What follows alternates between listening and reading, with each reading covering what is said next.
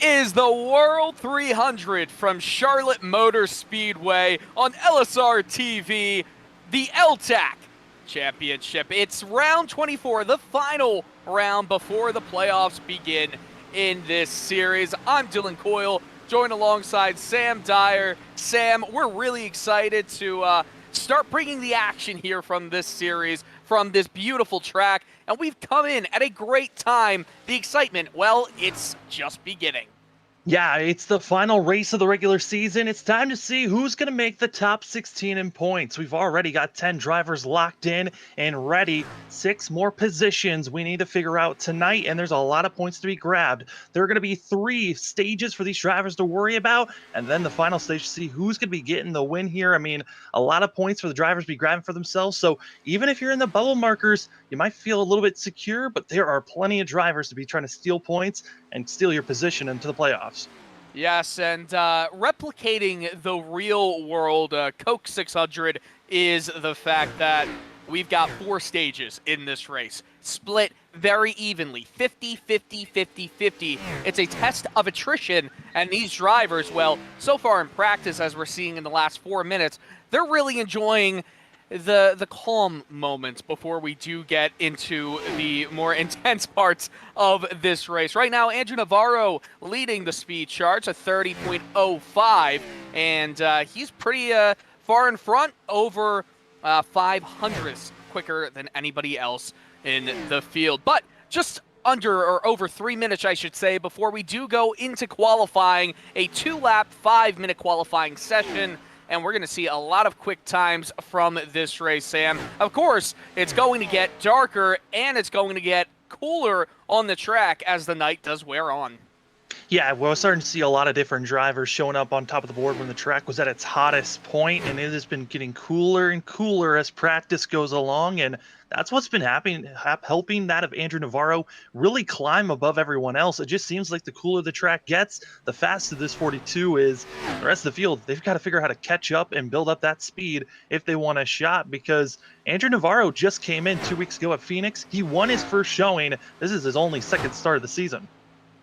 Yeah, and if he wins his first showing and he comes here and he's already showing to be a force in practice, well, I think a lot of drivers are going to have something to worry about. Now, we can talk about the previous outing at this course at Charlotte. Just made it over halfway before the first caution for a wreck in the last time out. A lot of drivers weren't necessarily the most excited as we see a beautiful takedown.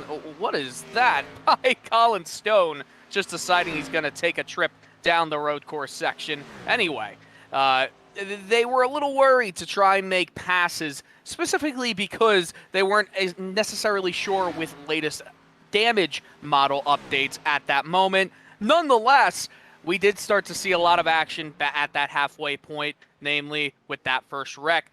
The podium, Stephen Parrott, Bobby Hamilton Jr., and Taylor Butcher Benjamin finished first, second, and third. Now, it was an interesting little controversy at the end, as Butcher Benjamin was the unofficial winner by just 5 thousandths of a second. But he was later given a 1-second penalty. He sent it in the infield near pit road to pick up the win. The penalty, though, was a second for cutting the course. And I'll tell you what, Sam, that's a bold strategy. I'm not sure it necessarily was the smart one there. Yeah, I mean, sometimes you get a little bit loose out of the corner, but for that time, it was, Taylor certainly trying to send it as far as he can go. I think recognizing also that there was going to be probably a penalty served with that type of move last season. But for these drivers here tonight, they have gotten a lot more comfortable, I would say, since the last time they were here last year, because it's allowed them to really gain some time. And also recently on iRacing, there's been the NIS official races here and a couple of weeks where drivers have been able to run the cups here at Charlotte. So the experience is built up. I'm expecting a lot of drivers to make some big moves here tonight. Yeah, and it was a great race if you wanted to see a lot of leaders. It had 32 lead changes among 9 drivers. Parrott actually led the most laps with 65 laps led by the time we did get down to the final marks of the race. But we're just a few seconds away from qualifying beginning here, and I'll tell you what, this the standings, the playoff standings, we've got some drivers on the bubble but you almost have the feel that it's going to take a win for a lot of them to get in. Yeah, for a lot of them, for sure, it's going to take a win. But there is one spot that is open for these drivers that we're going to be seeing a really good battle between that of Barrick Uphold as well as Robert Pattengill, who are going to be battling it out to try to steal a position, as we just got word right before the driver started this session that of Ryder is not going to be showing up for today's race. So there's one spot open, and those two drivers I just talked about, they are tied in points. So it's whoever has the better day gets that 16th spot, unless someone else behind him gets a win.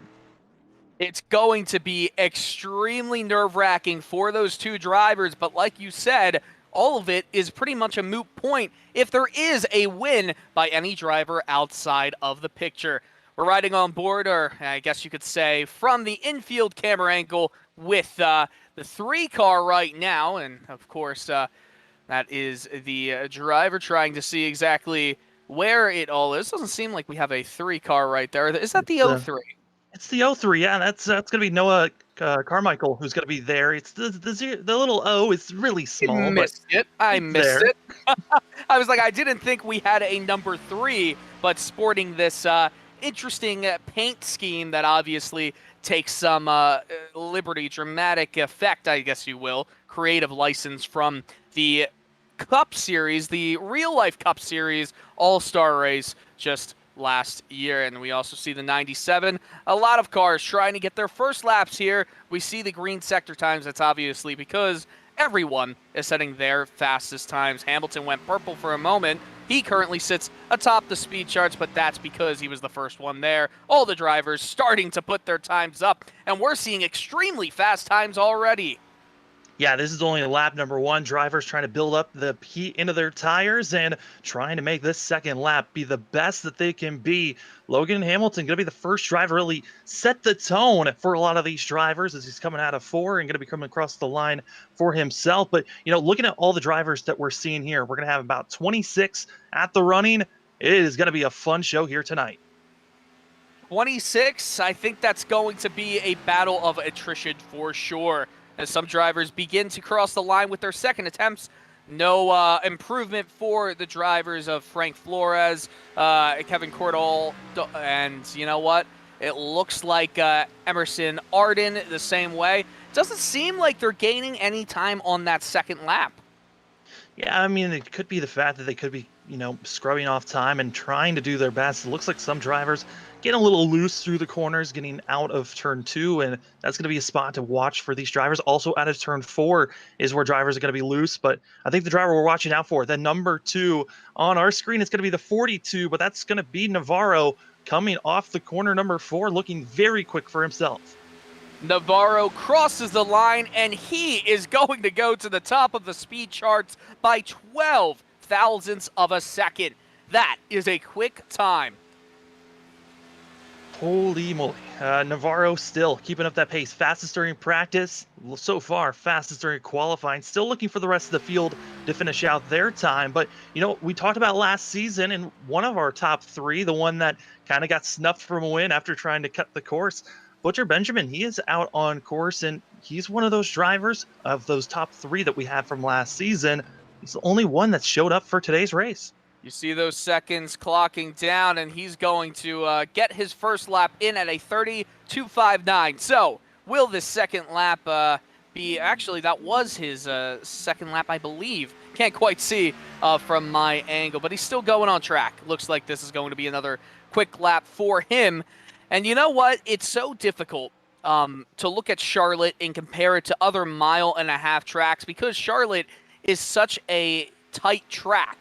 Especially coming around turn 3 and 4, it can lead to a lot of, tight moments where you might kiss the wall. By the way, Butcher Benjamin goes into 9th place with a 30.131.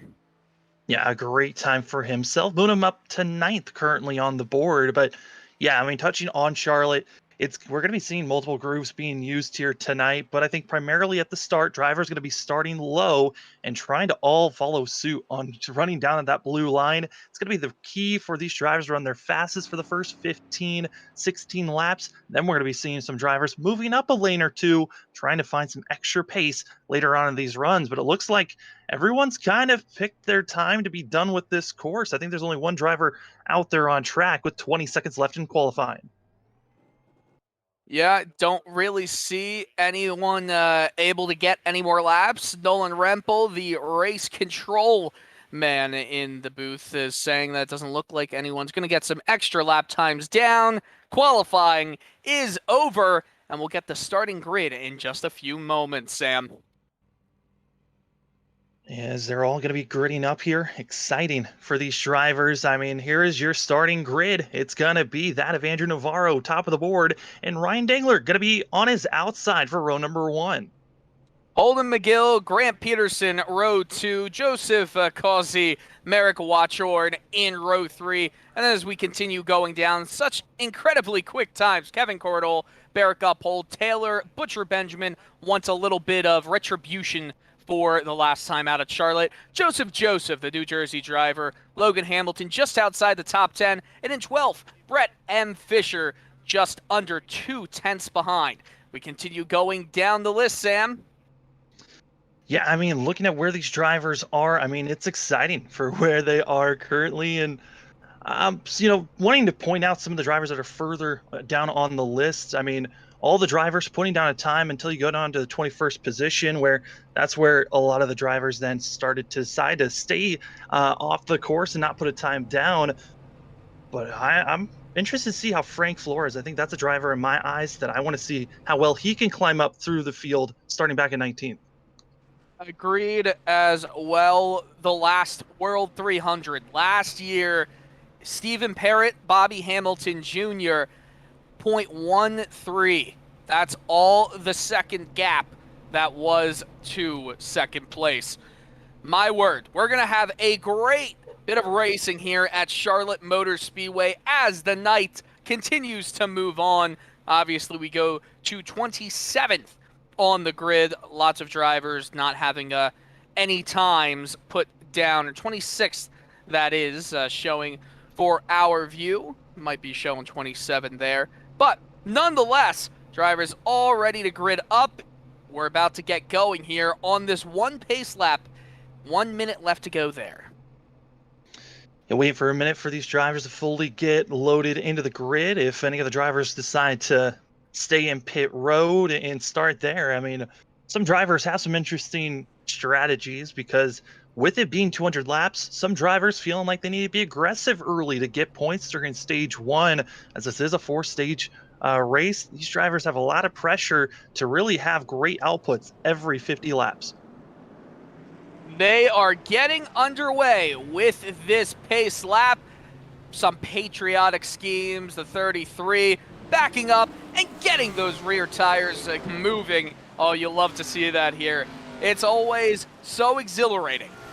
This one lap, this pre-start, I guess you could say, the pre-race, the moments before the green flag drops, especially at a racetrack as prestigious as Charlotte Motor Speedway. This is going to be an exciting way to bring the action here on LSRTV. Sam, what are you looking forward to from this race tonight? Yeah, I've got like 3 points for these drivers. Number 1, be patient. It's a long race, 200 laps. Number 2, try to figure out your strategy early. Hopefully you already had your game plan, as the driver is going to be most likely making 6 stops, and they only got 4 sets of tires in pit road to work with. And third and final is don't be worried to use your bumper every once in a while if you need to get someone out of the way later on in this race. As they round turn 3 and turn 4. The engines revved up, ready to go. This will be the World 300 here at Charlotte Motor Speedway. Andrew Navarro into the restart zone, and we are underway here. It's the final race of the regular season in L-TAC.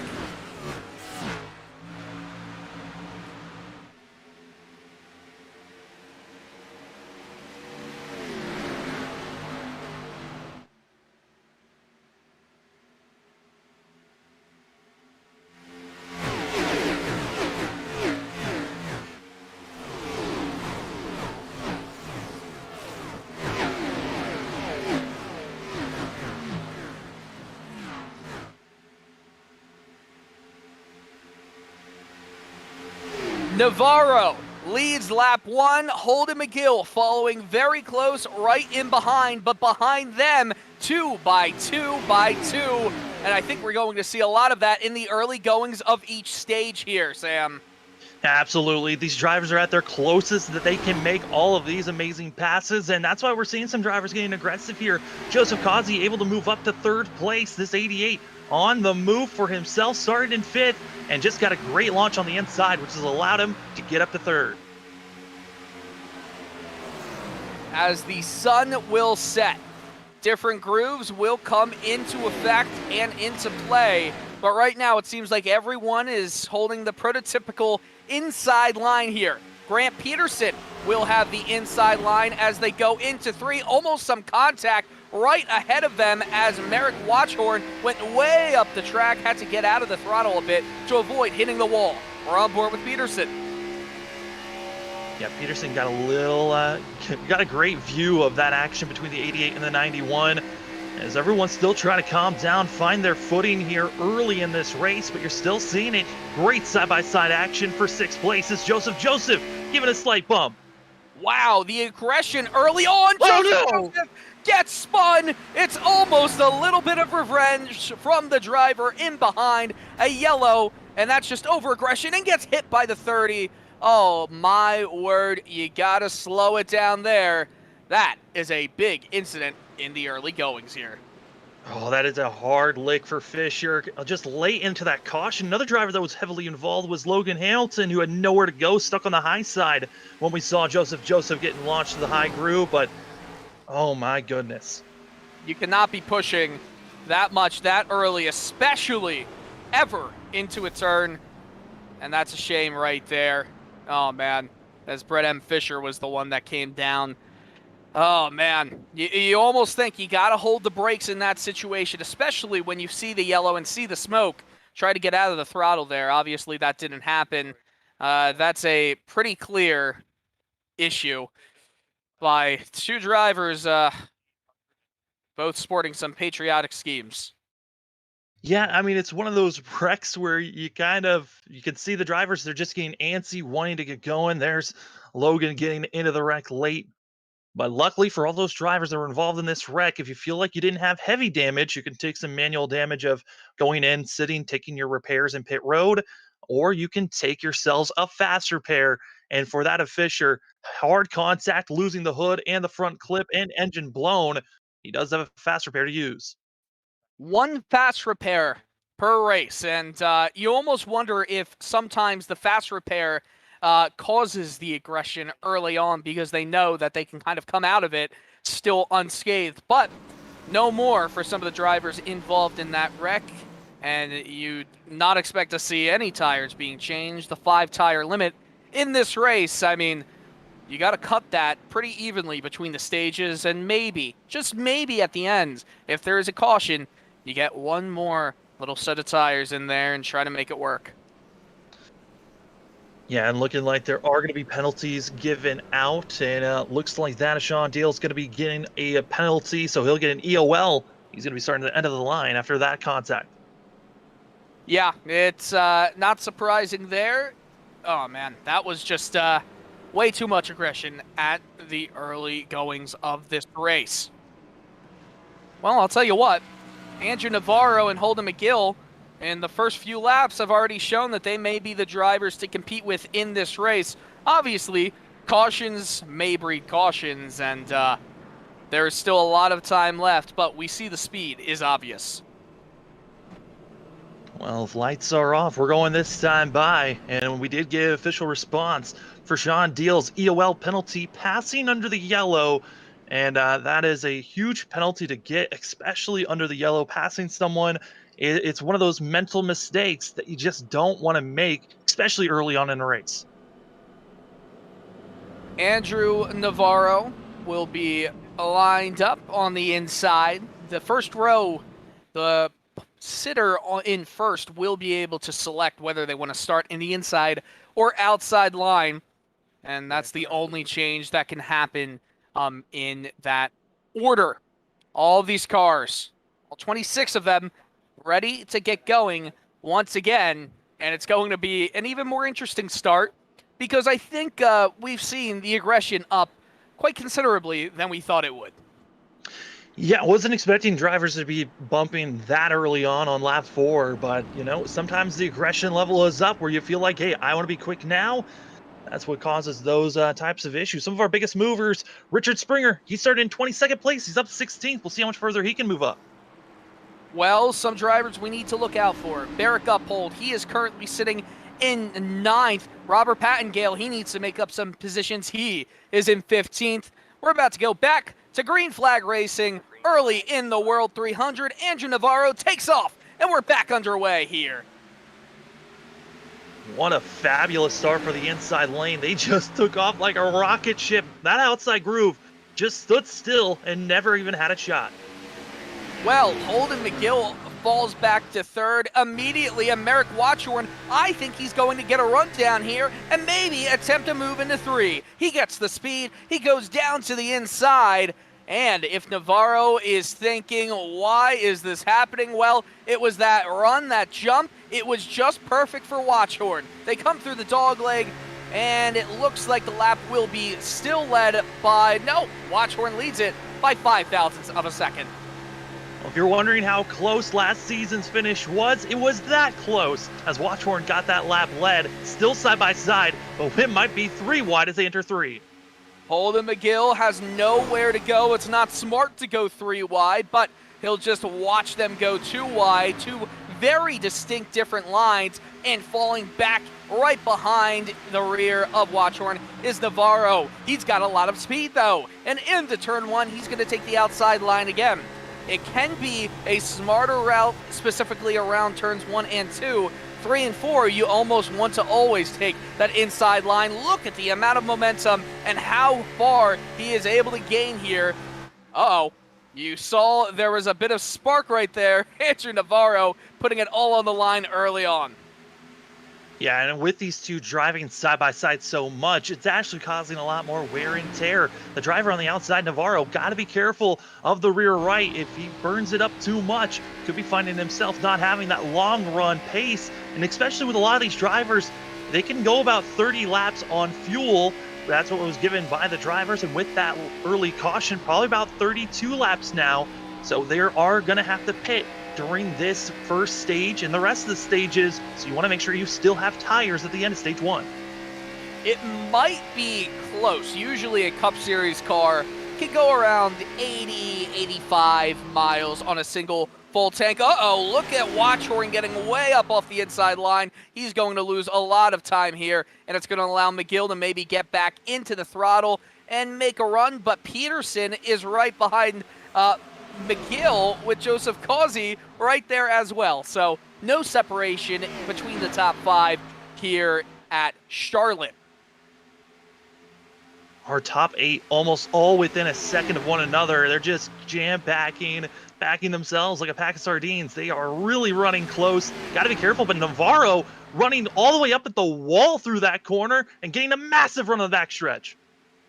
Wow, he's going to get a huge run and going to probably give him around 2, maybe 3 car lengths between he and Merrick Watchorn in the 91 car. We're already on lap 13, about to be on lap 14, and obviously we had the caution laps. We would be nearing that midway point of stage 1. Round 24 at Charlotte, we see some more action for a top 5 position. Grant Peterson, Joseph Causey. Causey gets the inside line out of 2. Not clear yet, but he's probably going to be very easily cleared once they do exit turn 4.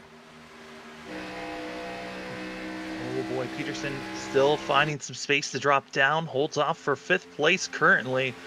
But everyone's kind of still running the very similar parts of the track early in this race, except for Navarro, which is now causing that Watchorn to be thinking about moving up higher through 1 and 2.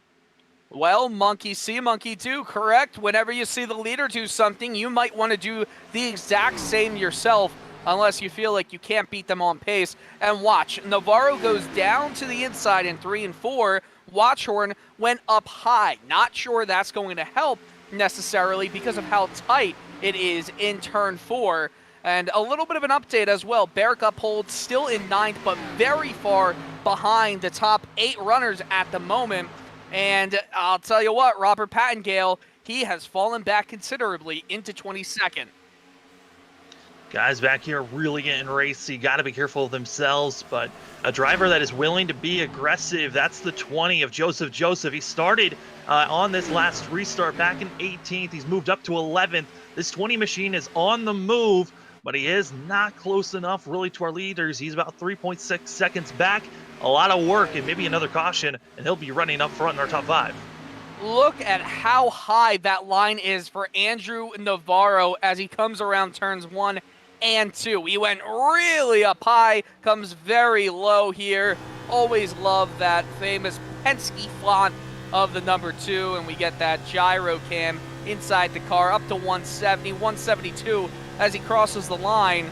These Cup cars, they do tend to stall out though, just under 180 miles per hour with the 550 horsepower system that they have in place here at Charlotte.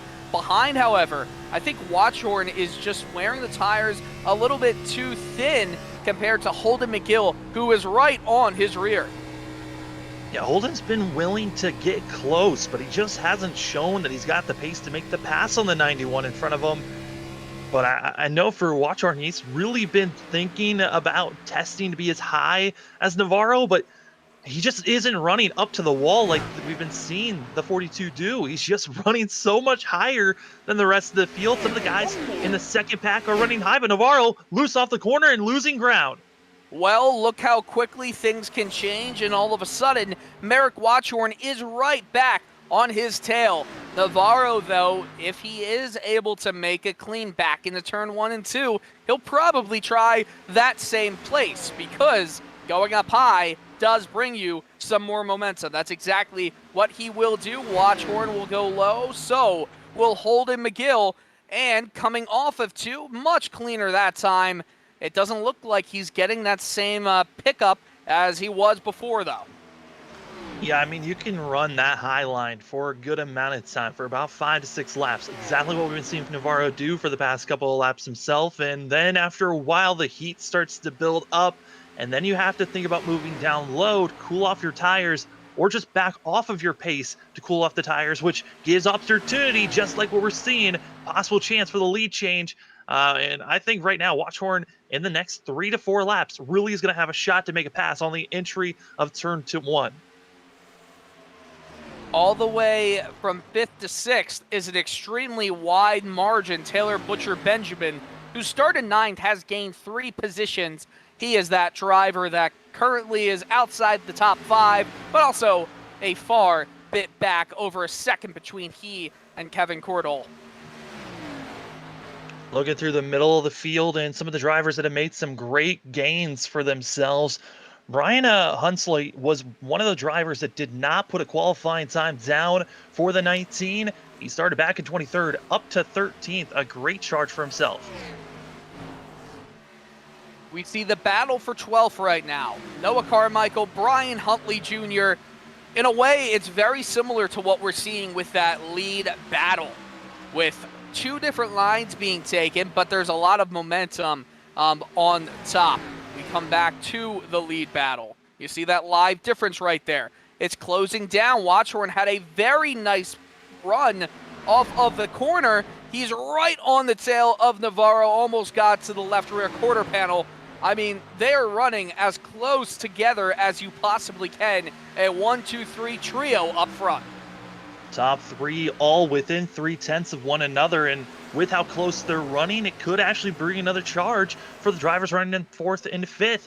And that's going to be Cardell as well as Causey. Those drivers starting to run a little bit equal and sometimes a little bit faster than our leaders at times.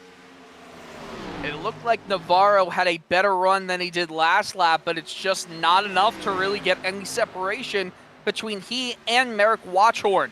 But Holden McGill has a great run, and he is right there. Could he go down to the inside? He's not going to force the issue, but Watchhorn, he does not get the best of runs going through 1 into 2. He gets low to the apex, but does not have the momentum. McGill in the draft in that slipstream. Will he go down to the inside? No, not close enough.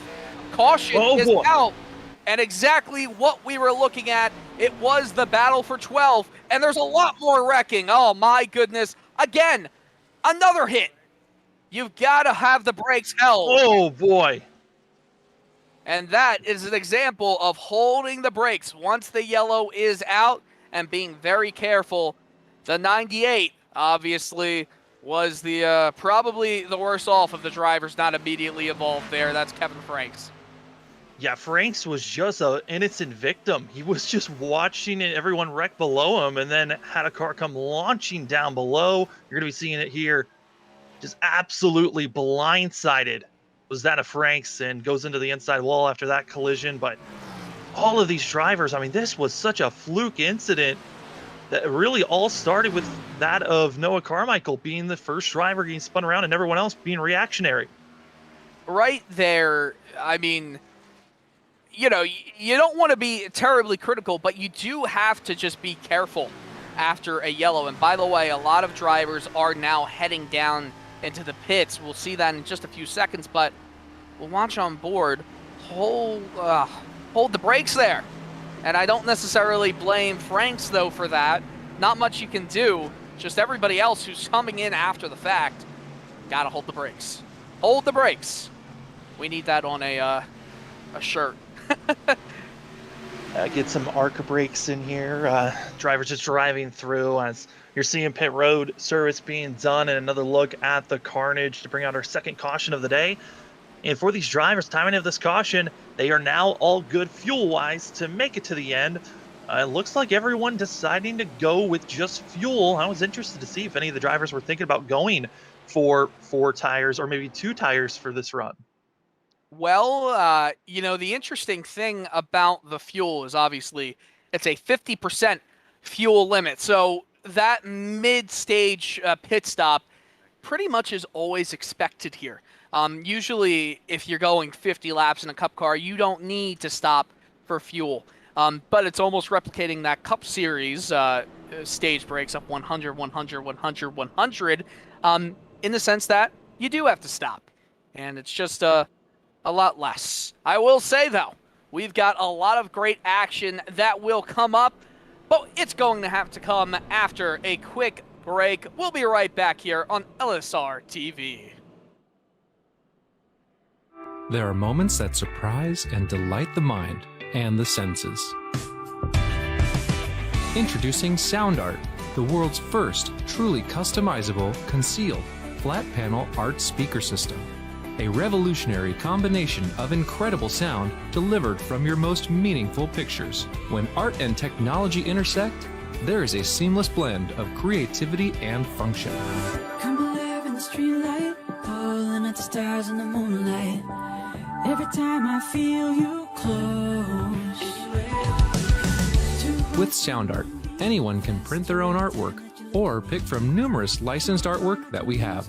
The possibilities are limitless. Enjoy beautiful and amazing sound throughout your home. The entire surface of your artwork generates incredibly robust sound. SoundArt is elegantly hidden behind a high-grade, textured canvas wrap, bringing together the best of sound and art. This innovative design allows for a truly invisible, high-fidelity sound experience without bulky speakers. For licensors and other businesses, we are capable of producing thousands of units per day. We're using the highest quality materials to give you the best product available in the market. Everywhere you look, there's always art. What I like so much about SoundArt, that you could just pair it and play. We are live and back, about to go green here in the World 300. We're back underway the third time we've taken the green flag here at Charlotte Motor Speedway. Andrew Navarro, he's still in first place, and he is still dealing with Merrick Watchhorn behind him.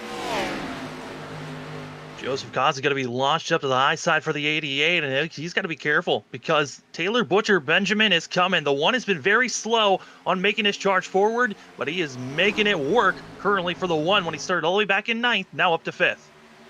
Joseph Gauzy gets really up high into 4 and has to come out of the throttle. However, he'll hold some momentum and is able to stay in 4th place. Holden McGill, Merrick Watchorn, and Andrew Navarro. These 3 drivers, they have been competing for the top spot, but so far, it's all Navarro in this race. Everyone comes down off the banking, back onto the back stretch as the sun is just piercing through the eyes of all of these drivers here.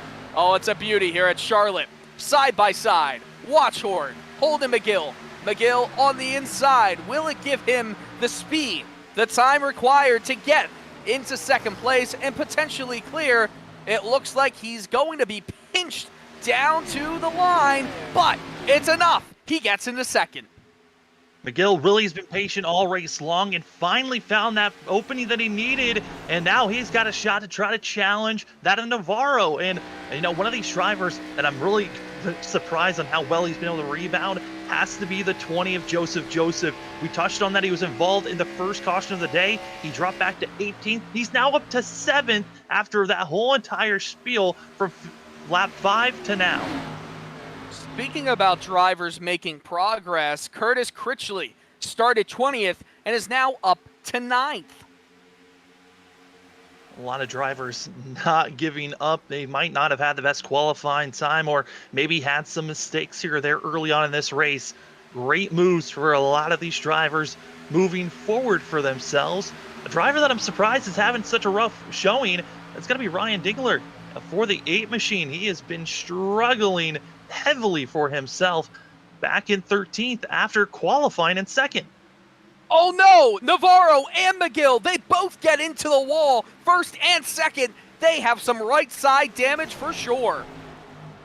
And that is massive. You cannot get right side damage at all for these drivers. It is just going to bog you down, and they've got to hope that they can somehow work together to pull away. Oh, that's They've dangerous. got over half a second. There's a wreck in behind. There's a wreck on the front stretch. A spin into the grass. A car goes down into pit lane to avoid everything, and the yellow is out.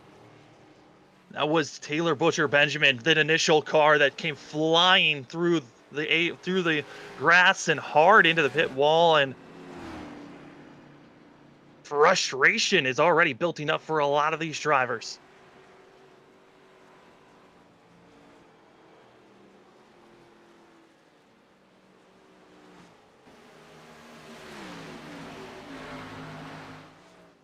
So I'm Oh. listening. We see that both cars, I mean, it's pretty simultaneous right there.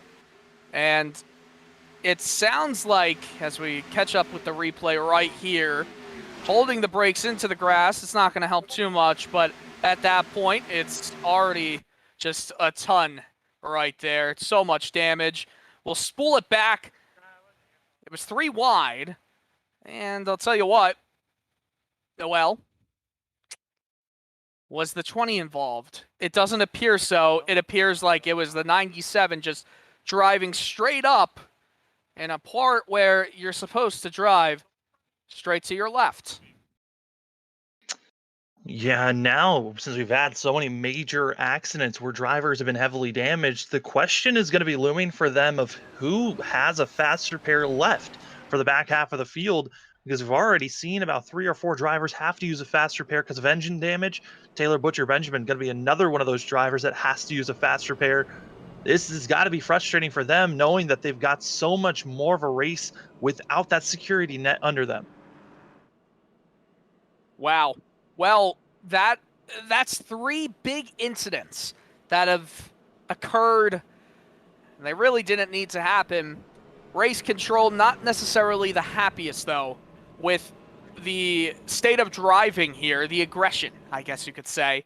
Early going, saying to use your heads. I mean, I don't think he's wrong at all, Sam. Absolutely not. I mean, we've seen a lot of drivers try to force it 2-3 wide in the middle of the field, and it's been dangerous for them. Drivers up front, biggest issue that they've been having is trying to stay off the wall out of 2. And luckily for them, that's just a small little detail for themselves. But for the rest of the field, they're trying to gain as many positions. And, you know, for some of them, they're probably not thinking big picture of, hey, it's not just a 50-lap stint It's a 200 lap race with 50 lap stints mixed in between of this 200 lap course.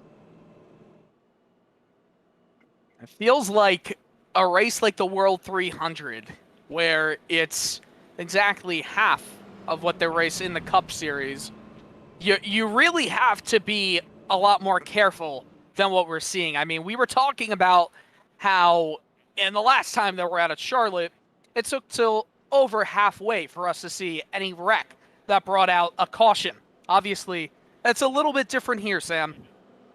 Yeah, I mean, we even touched on it. The drivers were feeling nervous back in that other World 300. So this time around, they're feeling a lot more comfortable, like they can make these aggressive moves and it's going to stick. And it's showing to them that, you're making simple mistakes. And, they got to be careful to not drive over their skill level and make sure that they're not taking out other drivers like we've seen these last two cautions. Well, at the end of each stage, just like the NASCAR Cup Series, points are awarded to the top 10. It's always fun, get your points there.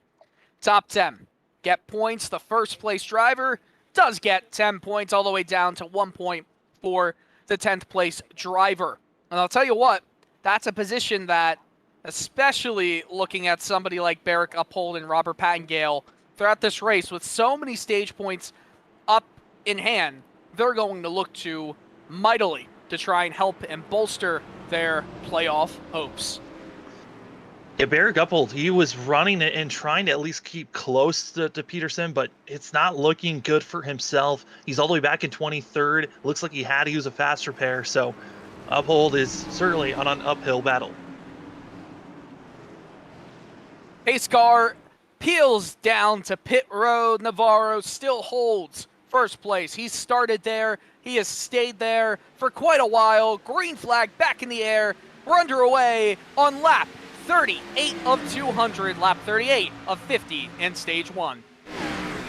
Oh, they're getting mixy in the middle of the field. It looked like Logan Hamilton not feeling like he can hold back. The 12 getting aggressive, almost wrecking out some of the drivers in the mid-pack.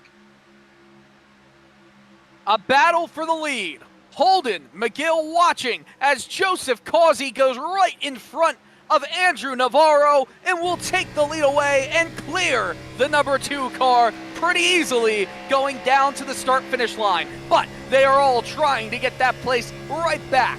Causey now takes the inside line. Navarro goes to Old Faithful, the outside line.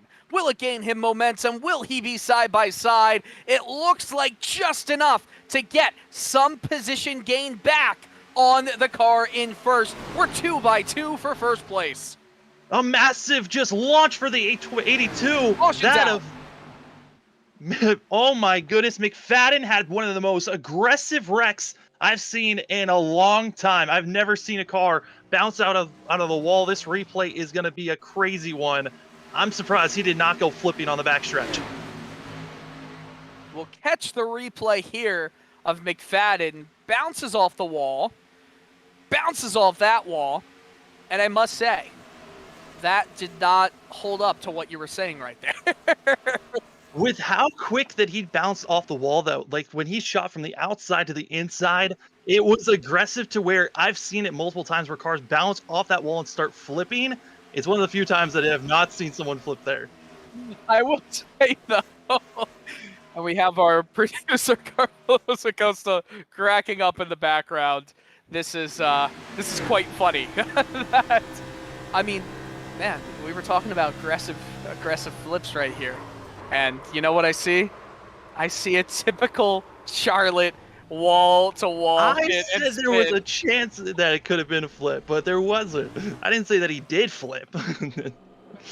No, but I would probably flip knowing my luck in racing sometimes. Oh, but anyway. Rip. Oh, my goodness. Well, oh, Carlos, thank you for being a great producer. Well, always on his toes. Always his toes are always ready. Well, Rip indeed, and he has to be towed. Not sure if he has a fast repair left. If he does, well, then that's continuing the race for McFadden. But we have a new leader. and will take us to the green in just a few minutes with Joseph Causey being the man in front. Lights on the pace car are still on, and you know what? I think it's a good time to take a small break before we go back to green, Sam. We'll be... Chrysler, Dodge, Jeep, Ram, right? Our Ram trucks, truck of the year, amazing trucks. We have fun Jeeps, and then the exciting Dodge and Chrysler products. Lots of performance there, lots of excitement there. They've done a great job in really creating a full scope product line that could suit everybody's needs. Whether it's a family vehicle or a fun vehicle or a utility type vehicle or a big truck, we've got it all for our customers. SoundArt introduces an entirely new way to listen to music in your home by combining the best of two products, a revolutionary high-fidelity, low-profile Bluetooth wireless speaker with beautiful artwork. Select from a library of artwork or upload your own photos to personalize your experience. SoundArt ushers in an era of invisible, beautiful, and amazing sound throughout your home and redefines your entire entertainment system. The need to reclaim your floor space and rid your home of unsightly speaker boxes that need to be bolted to the wall is now a thing of the past. Our canvas is printed on high-quality permalite by Breathing Color. And select from our gallery or upload your own. Standard sizes include 16 by 20 and 18 by 24 canvas wrapped. Custom sizing is available, as well as surround sound options.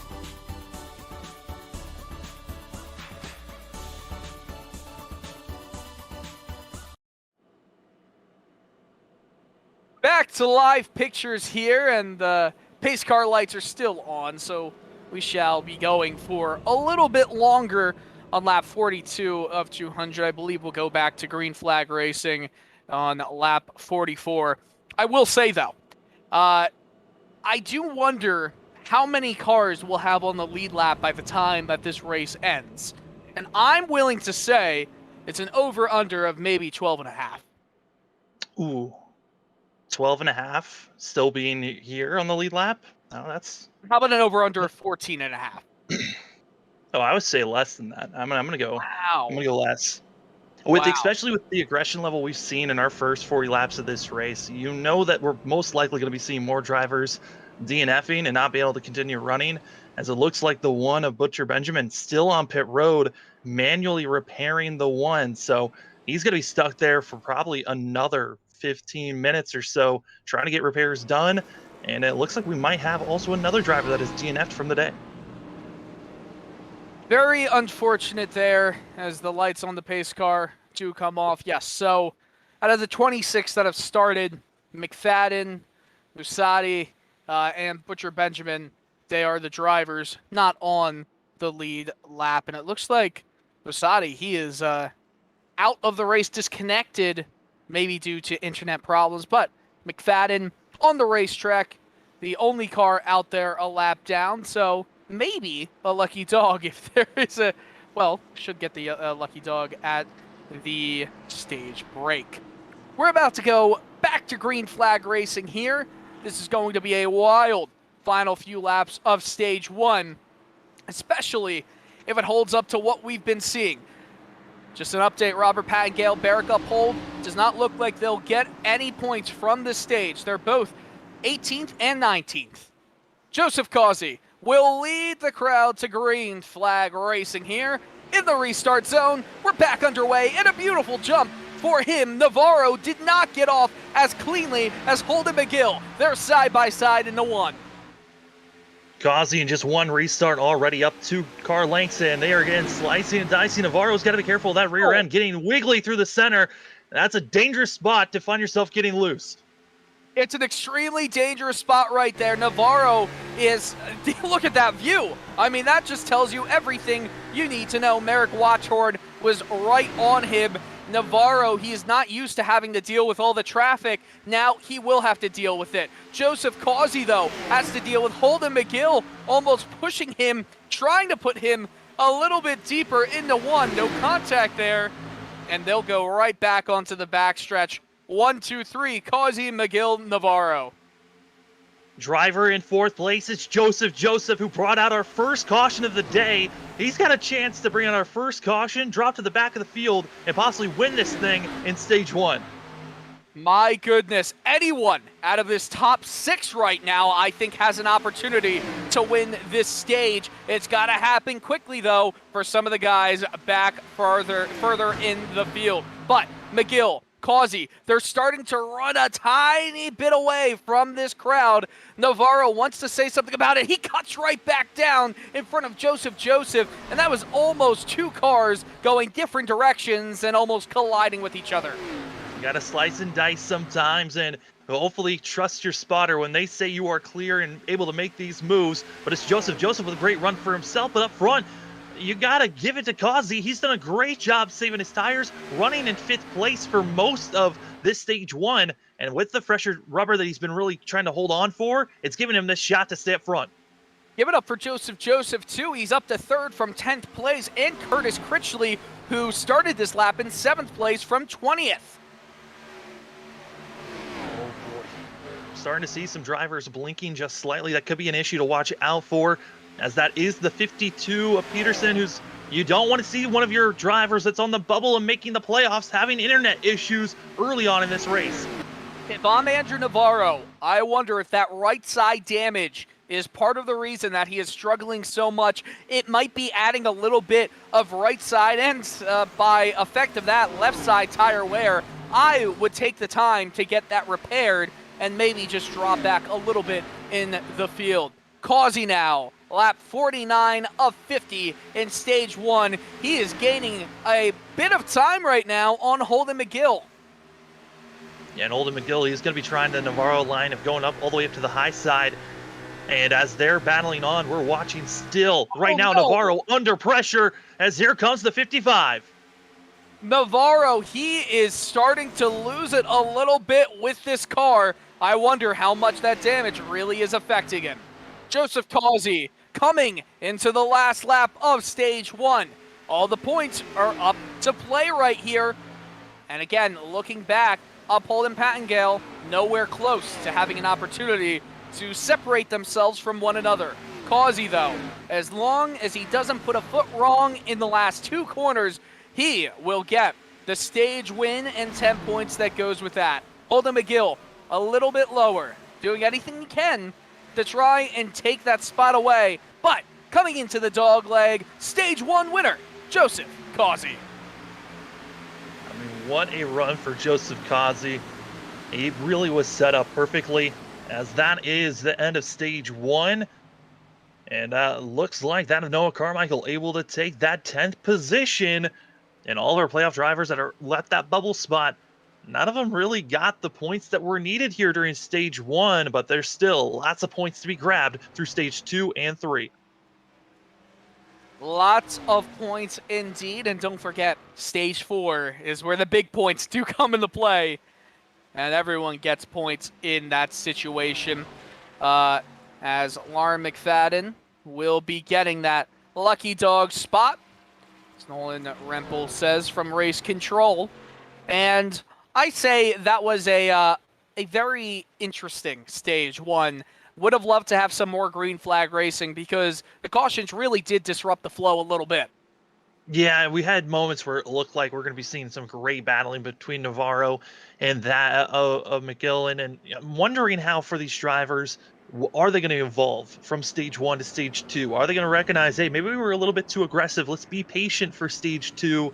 And then we can ramp that aggression up once we're in the second half of this race, because we're not even halfway. We just got done with a quarter of this race. And for stage 1, for stage 2, 3, and the final section of this race, these stages are shrunk down to only 45 laps. Yes, they are. That's a really good point. And as we see all the drivers from the lead lap coming down into the pits, we could see some spots swapped right here. Navarro is really pressed up against the wall right on the line. Almost, I think he just got back into the back end of Kevin Cordall. So Cordall had his right rear affected a little bit maybe by Navarro. Not too much, though. And it looks like we already have the first one out, Curtis Critchley. Interesting. I think Critchley could have just gone with fuel only, it looks like, for the 41. So yeah, it was a fuel only stop for Critchley, deciding to try to save an extra set of tires over the rest of the field. Could it have been right side tires only? Because it did appear that Colin Stone also came out a little bit later, but that could have been right side tires, and the other one, and of course Critchley being fuel. Interesting strategies happening right here. Yeah, rewatched both of their pit stops. Critchley and Stone both went with fuel only for themselves. A very odd call for themselves. And also, I'm looking, I think maybe the 13 of Arden did not even pit. The 13 missed his box, didn't see it, and just drove through the pits box. Oh man, that is rough. My goodness. By the way, Curtis Critchley is going to be starting from the lead of the race on the outside lane, or in the outside lane, I should say. Yeah, so both of our front row runners of Stone and Critchley on much older tires than the rest of the field still have not pitted for tires, and my guess is they're imagining that this is going to be a net gain if we see them everyone being aggressive just like they were at the start of stage 1. I do wonder what the aggression levels will be, specifically because once you get into stage 2 of a 4-stage race, this is where the least consequential moments come into play, because there still is enough time to get back into a good position. It's just a mistake here would be brutal compared to maybe the other stages. Yeah, and also the implement also with iRacing adding that of tire blows coming into the race. That is a real factor for these drivers. Of if you have enough tire wear, you could be seeing one of your tires blowing up on you just randomly. So these drivers have to be concerned on the much older tires. Yeah. Oh man, I'll tell you what. If you come out with older tires here, you're going to get eaten up, swallowed alive. You got to be careful if you're anyone behind. I am not sure from Colin Stone and Curtis Critchley's perspective that was necessarily the right move, because they might be falling back almost immediately. Yeah, you got to be wondering which lane is going to get the better start. Also, for both of them, could wheel spin here on this restart. So Not a could, it's there's a lot of pressure on them to get a good start. The lights are off on the pace car. Oh man, this is a little bit more hairy than I think any of us would have liked to see. As we see on the bottom, Masadi, excuse me, is still getting some service done. Obviously, he is one of the cars that had unfortunate issues earlier in the race, 10 laps down. So we've got a lot of cars still in the lead lap, 24 of them. 26 started the race. Only Masadi and Butcher Benjamin are really the drivers that have gotten the bad draw in this race. Critchley started 20th. Stone, 21st. They're going to start again right next to each other, this time from first and second with old tires. Sam, I don't know about this. It's a recipe for an early caution, I would say. If these guys, especially with the aggression level that they are on equal footing, with drivers much slower than them, this is going to be terrifying. I'll tell you one thing.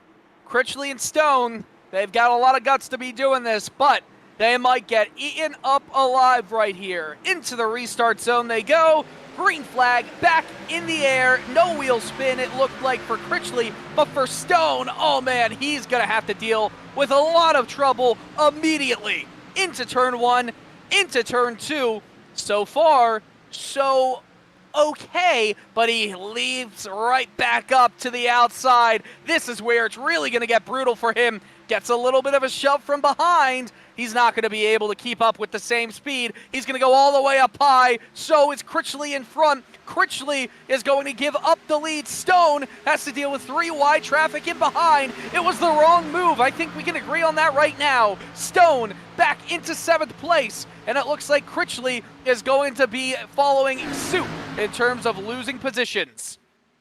Yeah, I mean, it was a great try on their part, something to maybe take notes of moving forward, but now they are stuck in probably the worst scenario possible. They're now going to be losing a lot of ground, but the battle for the lead, Joseph, he's trying to get up to up to second. Holden McGill is the man in 1st place. Joseph Causey 2nd. Joseph 3rd. Kevin Cordall and Merrick Watchorn are fighting for 5th. Lost in pretty much everything was Andrew Navarro, who restarted, I believe, in 18th. And I do wonder if that was partially because he wanted to get some damage repaired. Yeah, he had a 43.5 second pit stop for himself. So that damage, we touched on that it could be affecting him a lot. It is way bigger than I thought we could possibly have imagined. But he was getting close and dinging the wall multiple times, and that just built up more and more damage. So he's got a long race if he wants to get back up front. Speaking of up front, I mean, these guys still in line, single file, all the way back to 5th. The beautiful thing is all of these drivers are really able to still drive with each other.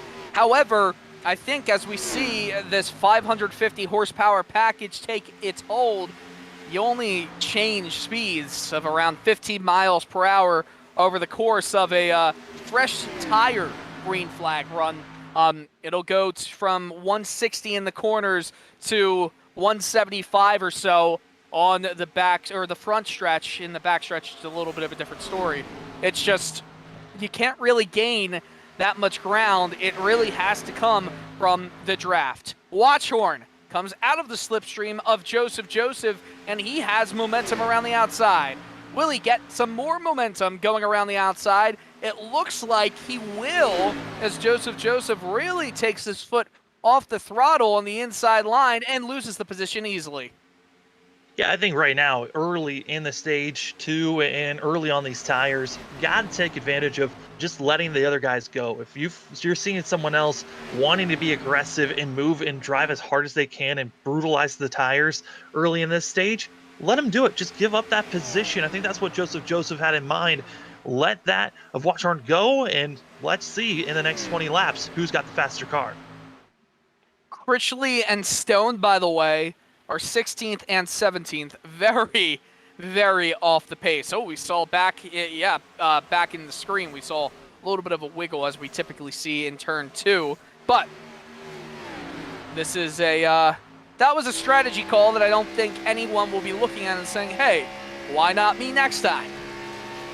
Yeah, I mean, it was something that I think maybe 2 tires would have been a better strategy for later on in the race if you possibly, if we're in a green-white checkered scenario and you can build up a big enough of a lead. But you learn there early on. Do not go with the no-tire strategy once you come into the stage. Got to take those tires, be on equal footing if you want to make a charge forward, because this was not a net gain for Critchley or Stone.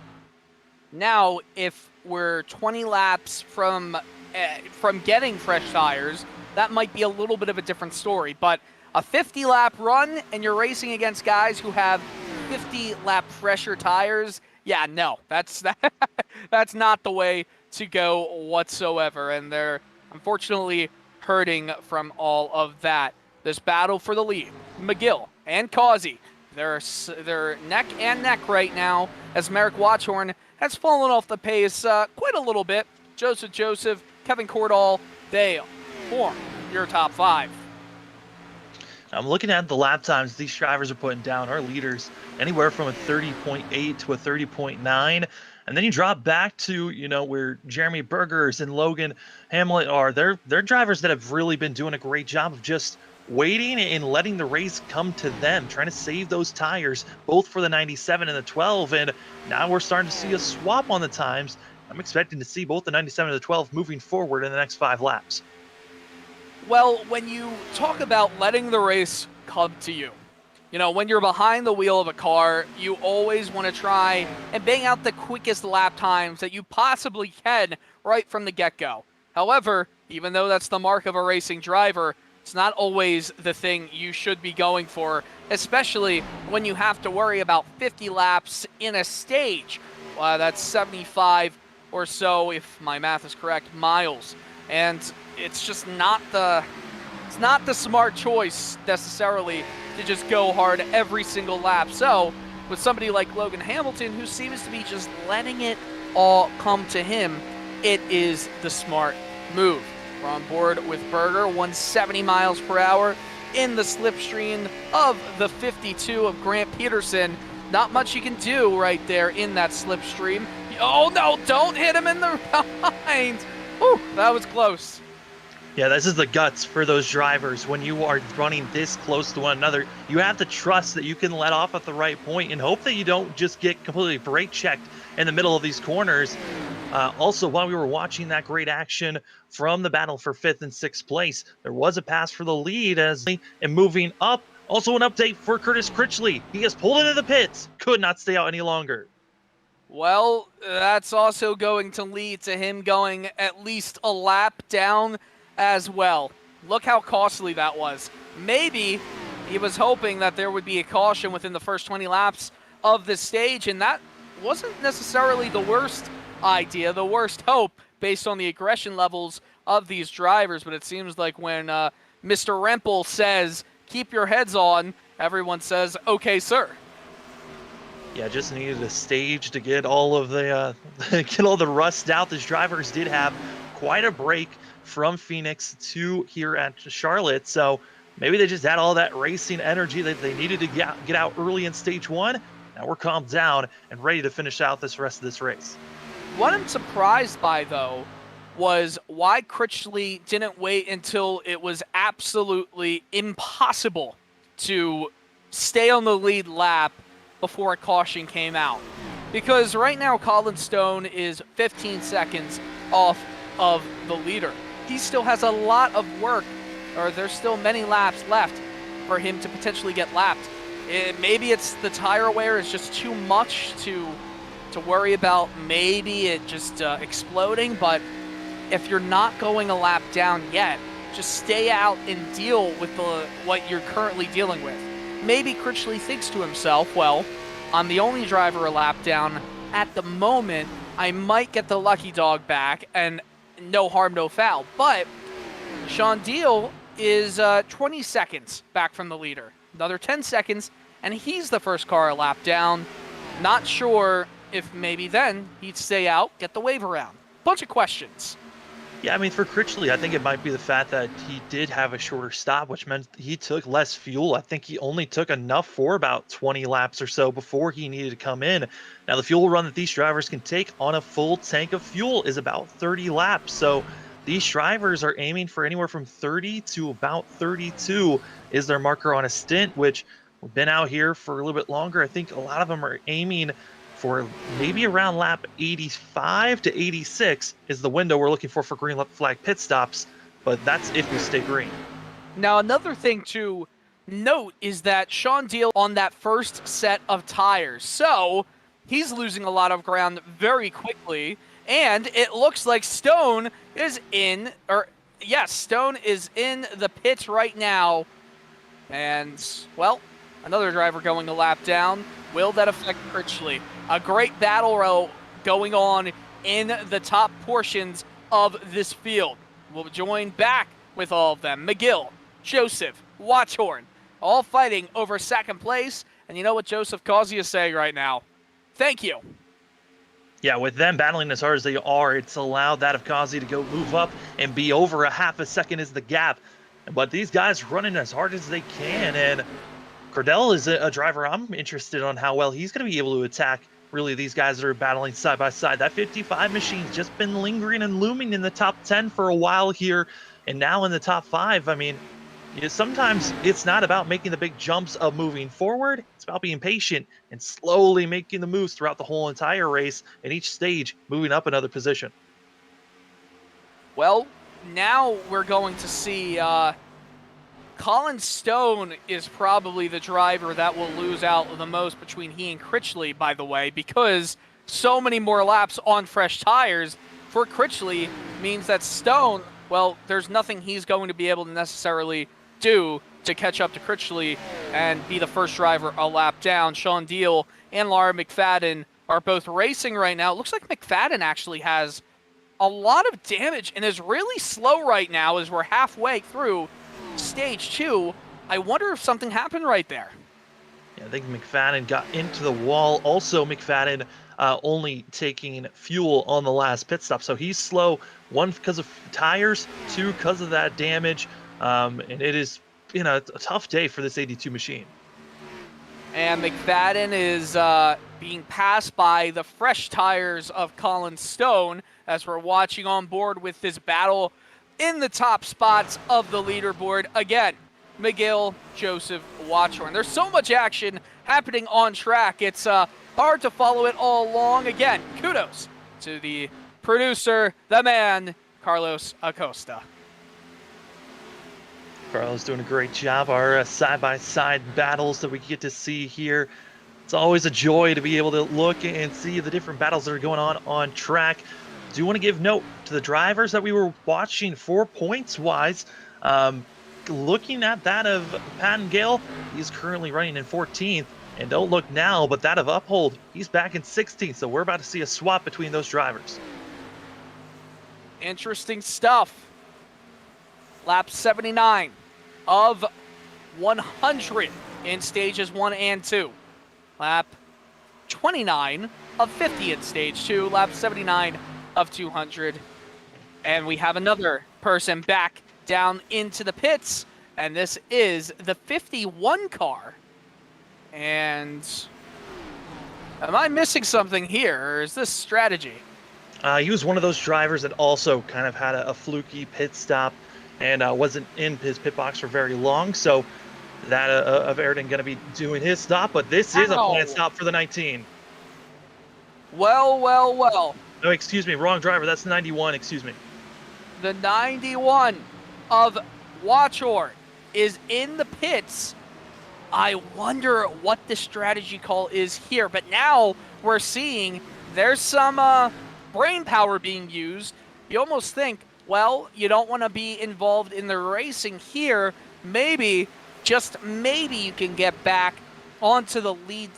I don't know. You're going to come out at the end of the stage with not as fresh tires as the lead pack rolls by him. He's going to be a few seconds behind the leader, a lap down. I don't know about this one. Well, this now makes things really interesting because both for Stone and Critchley, they're going to be they took their tires at the start of this, splitting this stage in half. They're going to be the only ones with fresh tires trying to gain on the rest of the field, while we're expecting most of the field to not take tires when they make this green flag pit stop. Wow. Well, this is certainly interesting what we're seeing. Oh, and I think Jeremy Berger, I think, is also. Ryan Dingler is saying he's pitting this time. Wow. This is the strategy play here. Yeah, I mean, this is around the marker for these drivers. I think they can only go for another 2 more laps, so around 84 should be the time that we're seeing a lot of these drivers make their final pit stop, but a train of cars coming into pit road. Look at how many cars have just decided to head down into the pit lane entrance. I wonder what this will mean for stage points. And for somebody like Robert Pattengale and Barrick Uphold, they're now both scoring as 6th and 9th. So they could get some points out of this stage. I can guarantee you one thing, as Joseph is coming down into pit lane. This is remarkable.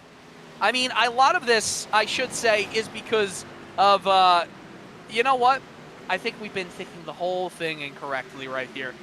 Are you ready to feel as if we don't have a brain, Sam? What exactly do you got for us? Remember, it's 50% fuel. And here they come. This is 30 laps into their run.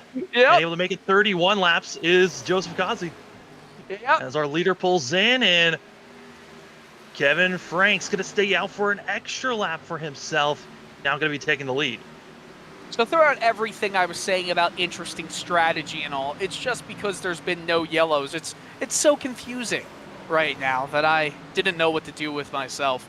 Remember, 50% fuel means They won't be able to go the whole stage length. So this is normal, and I'm just, I'm retiring from speaking. It's okay.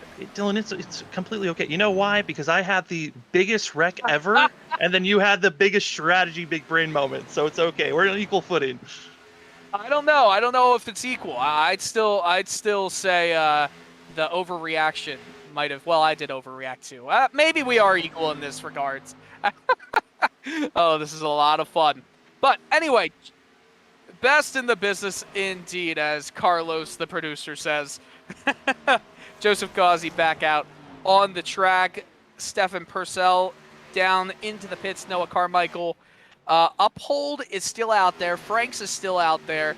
And it looks like Frank Flores as well. So those three drivers, they would very much like a yellow happen right now. More drivers coming into pit lane. And that's Uphold into pit road. And he's now going to figure out how to get by all the drivers that are exiting out of pit lane. Just right now, of the drivers that we saw pit early and went with the no tires during our stage 1 caution, that's going to be Stone, currently in 12th position, and he is leading all those drivers currently. Well, Franks is down into pit road. Uphold is out. Joseph is going to take the lead back over in this race as Frank Flores is coming out of the pits right now. You know what? Since we mentioned Purcell, which we see in the YouTube live chat, because we do read it, and if you want to have any questions for us in the commentary booth, we always are happy to talk some strategy, some racing, and maybe not strategy, but maybe some, anything you want to talk about. But it does appear that Stefan Purcell and his wife Lynette, 10-year wedding anniversary today. That is fantastic. Congratulations there. She hopes that he does well tonight. I would hope that. I would hope that too. I mean, what a gift it would be, winning and allowing your husband to be out there racing and having a chance to win. That would be wonderful. That would be wonderful. Well, we are back to some normalcy here. Joseph is up in the lead, and I'll tell you what, he was a big winner right there in terms of the seconds that are between he and Watchhorn. Watchhorn is almost 3 seconds behind now for the lead of this race. Holden McGill, Joseph Gauzy, Kevin Cordall, they're all within around 2 or so seconds. But Cordall just is now seeing as looks like Taylor Butcher Benjamin is back out on the track trying to get some laps made back up. Also looking at the timing, a lot of that time that was gained by Joseph was actually under pit road. He, on his pit box, was able to gain about 6/10, and then also with him being aggressive coming in and out of pit road, that's where all that time was gained and why he's got over a 2.7 second gap over that of Watchhorn. Well, if stage 1 was at the pace of a snail, stage 2 is at the pace of a rabbit, because it's been very quick. Only around 10 to go, and I'll tell you what, look who is in front and just hit the wall in front of the leader, Joseph. Andrew Navarro.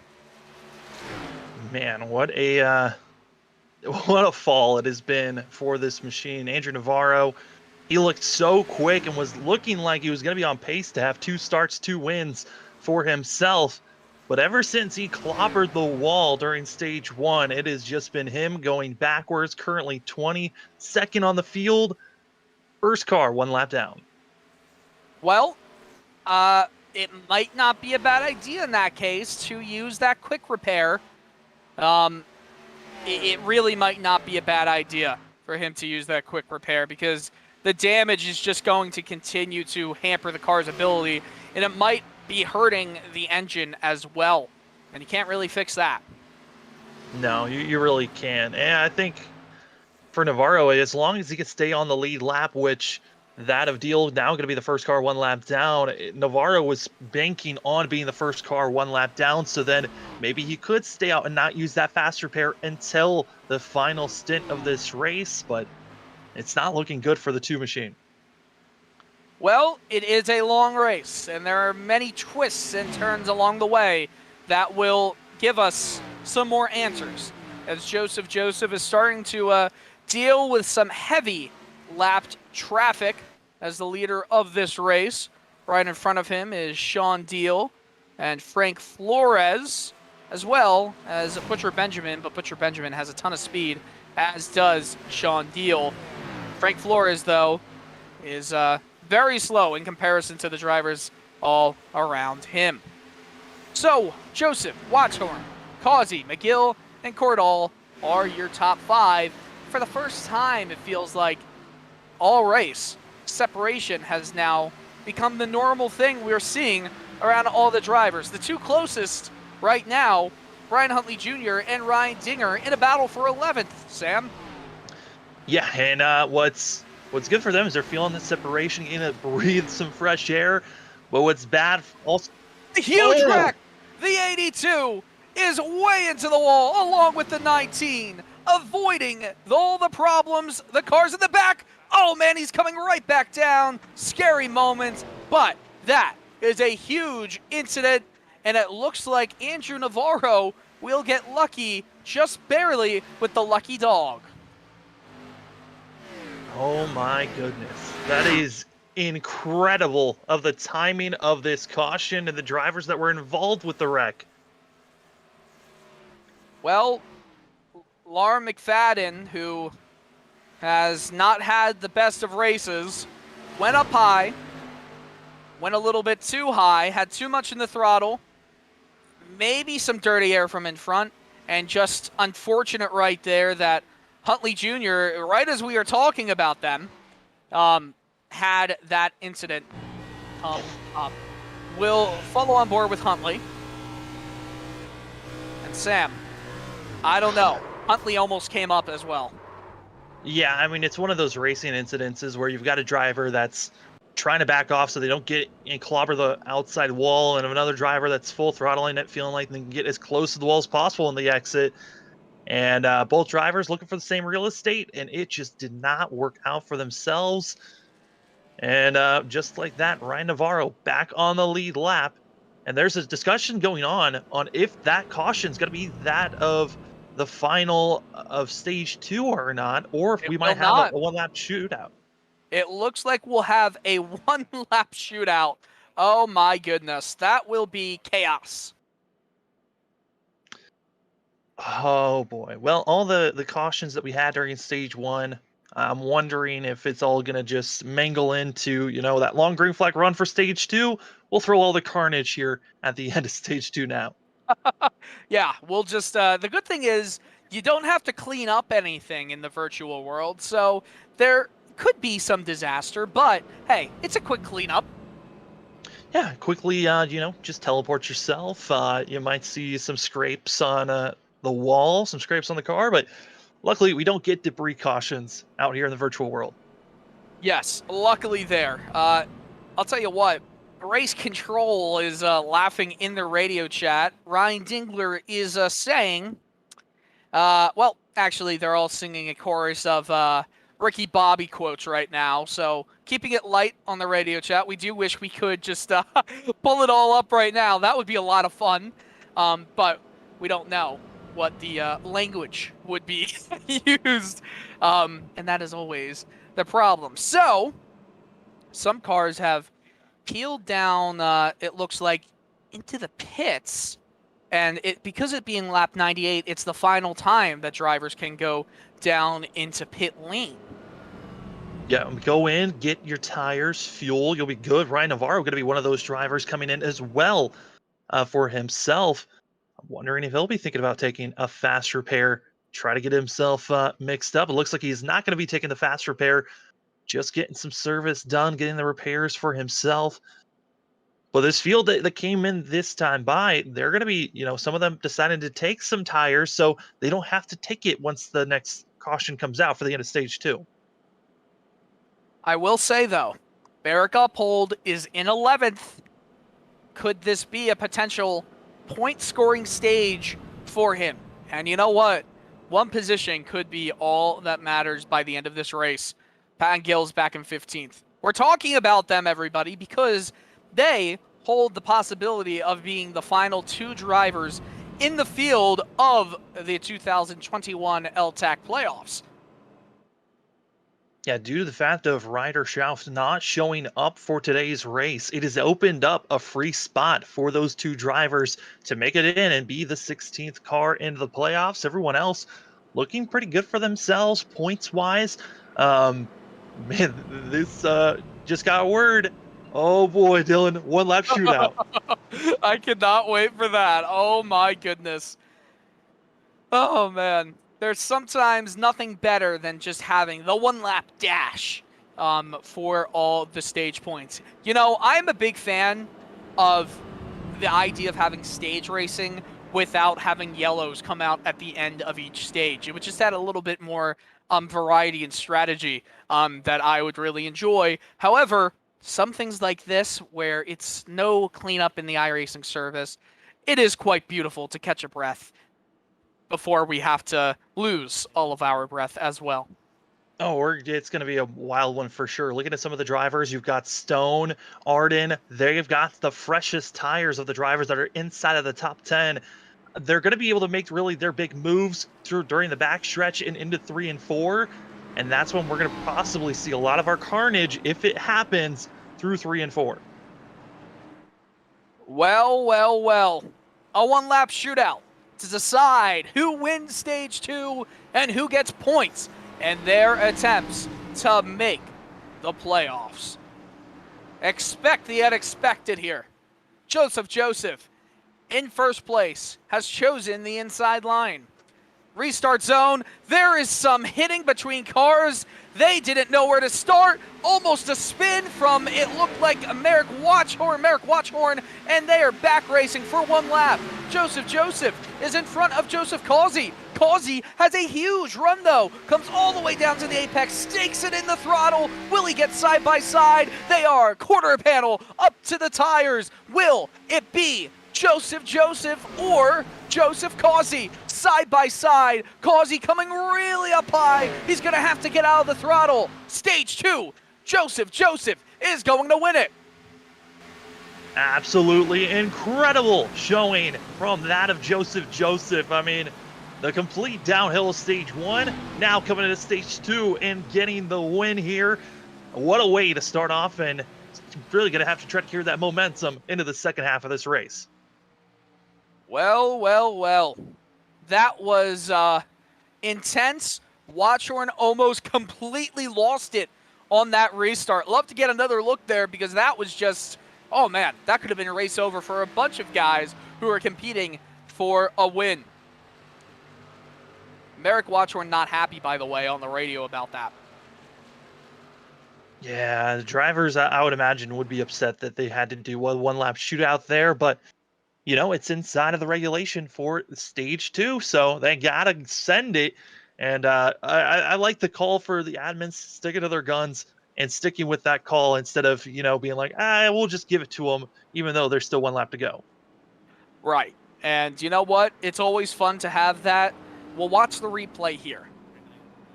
Now, the 52 got into the 21. The 91 starting to... Was that the just... Yeah, unless we're not seeing something that could be the result of netcode, it looks like Watchhorn kind of lost it on his own as everyone comes down into the pits.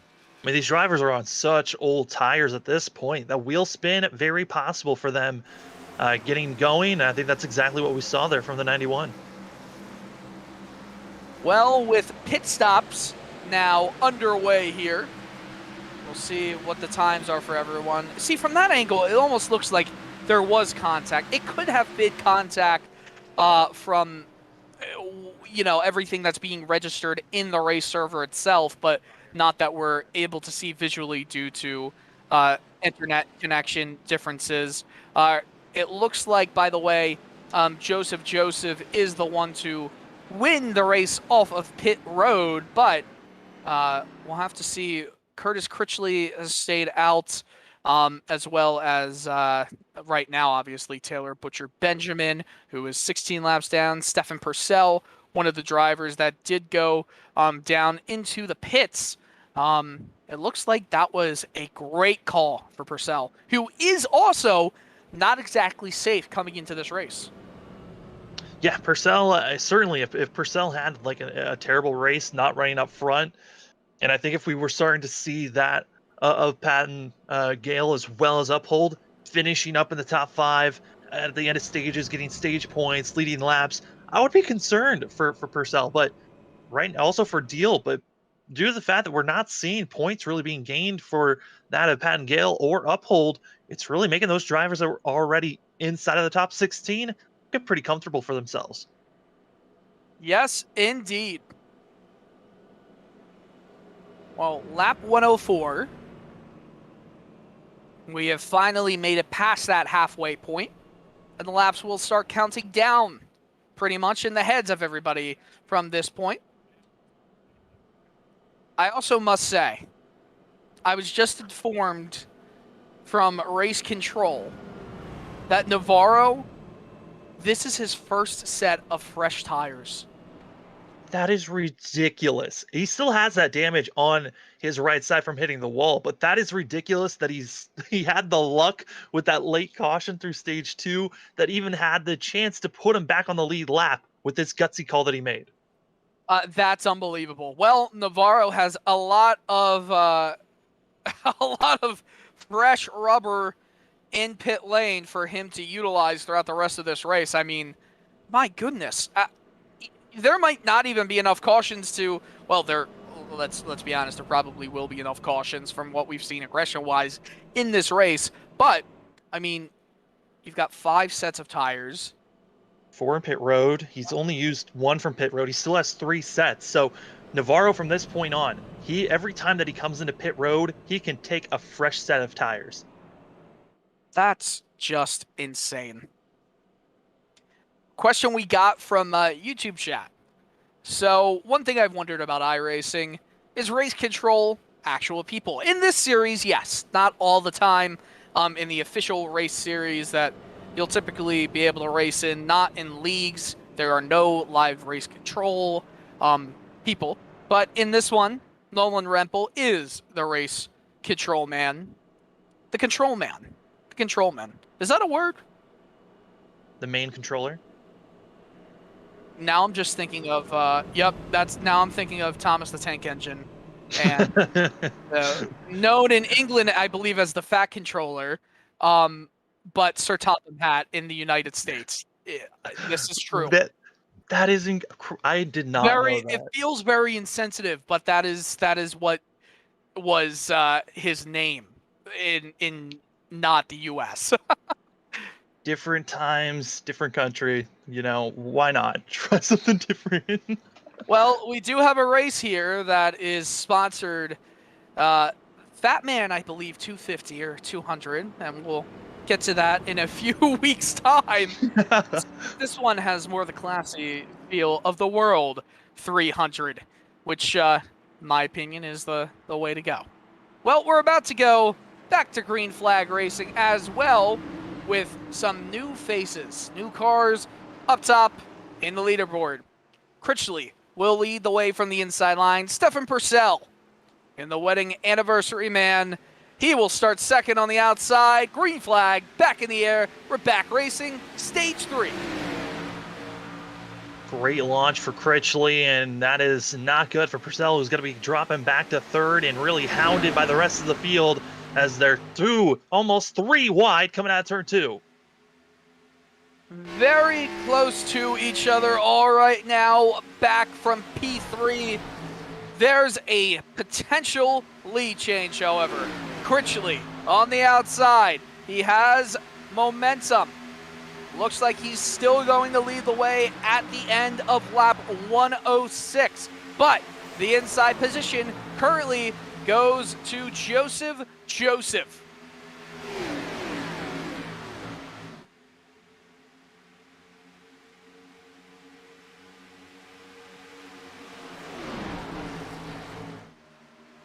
The double named Joseph is losing some ground. They're 3 wide in behind. Oh, You saw it no. coming.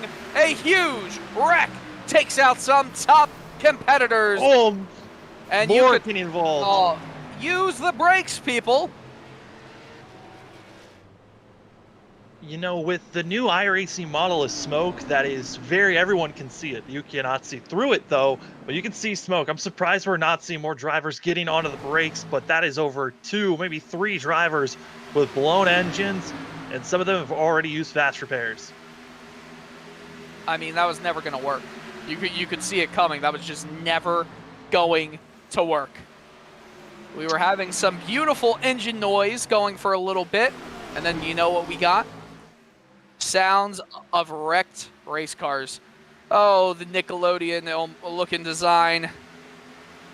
Bring out the slime, because that car is really not looking good anymore.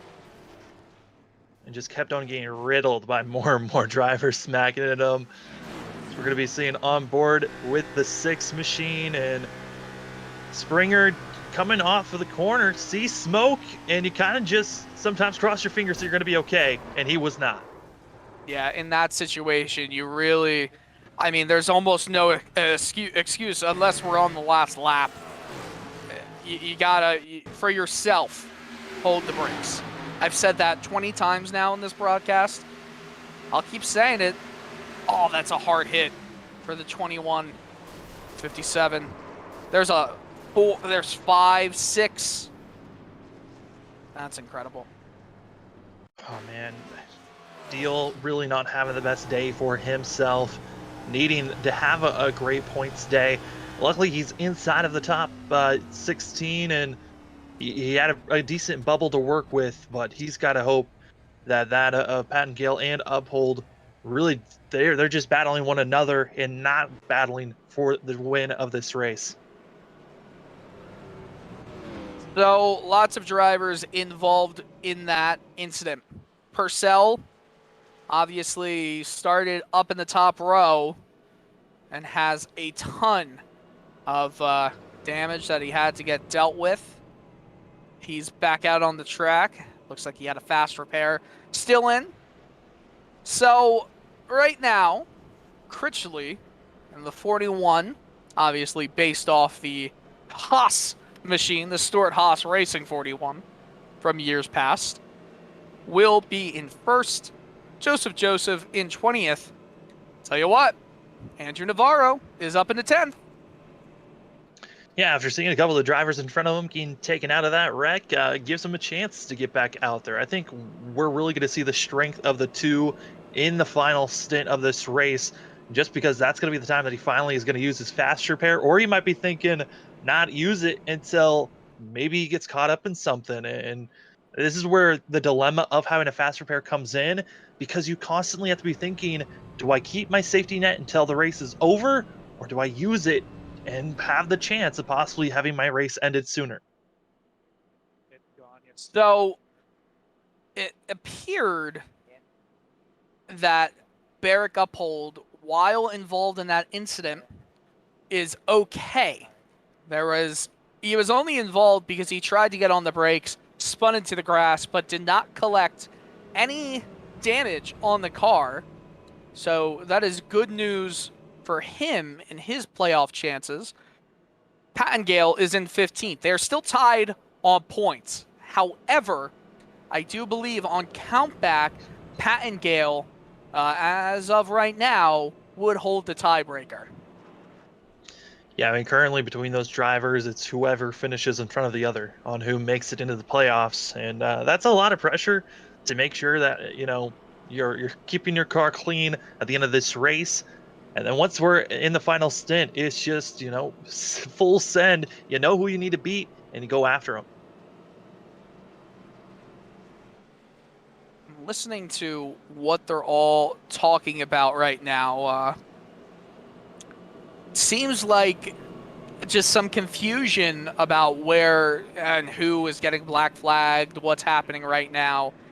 By the way, we were talking earlier in this broadcast about the attrition rate. It's been pretty decent so far, and I think partially that is because of that one basically fast, you know, it's obviously one fast repair, but it allows you to just get everything in just a snap of the finger, cleaned, cleared, damage is gone. You're basically racing a brand new race car.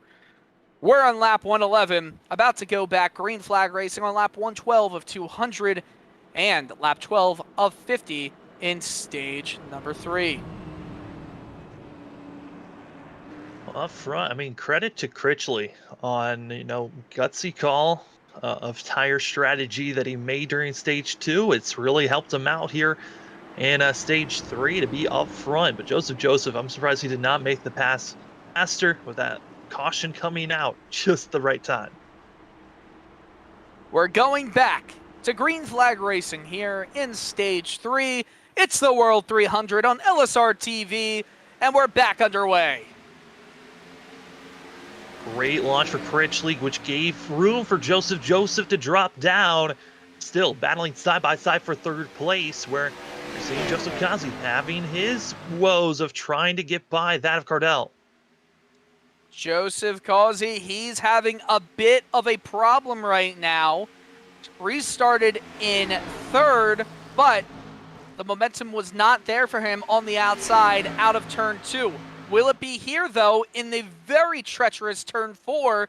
It appears that he's still going to be side by side. So a nice recovery run right there as Curtis Critchley still holds the lead over Joseph and Joseph Kazi, who basically used Joseph as a pick on Kevin Cordall.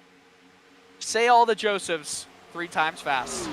I mean, it's so helpful when you've got Joseph and Joseph Kazi here, just having to run so close to one another. And then I'm looking at some of the drivers that are mixing up in our top 5 currently.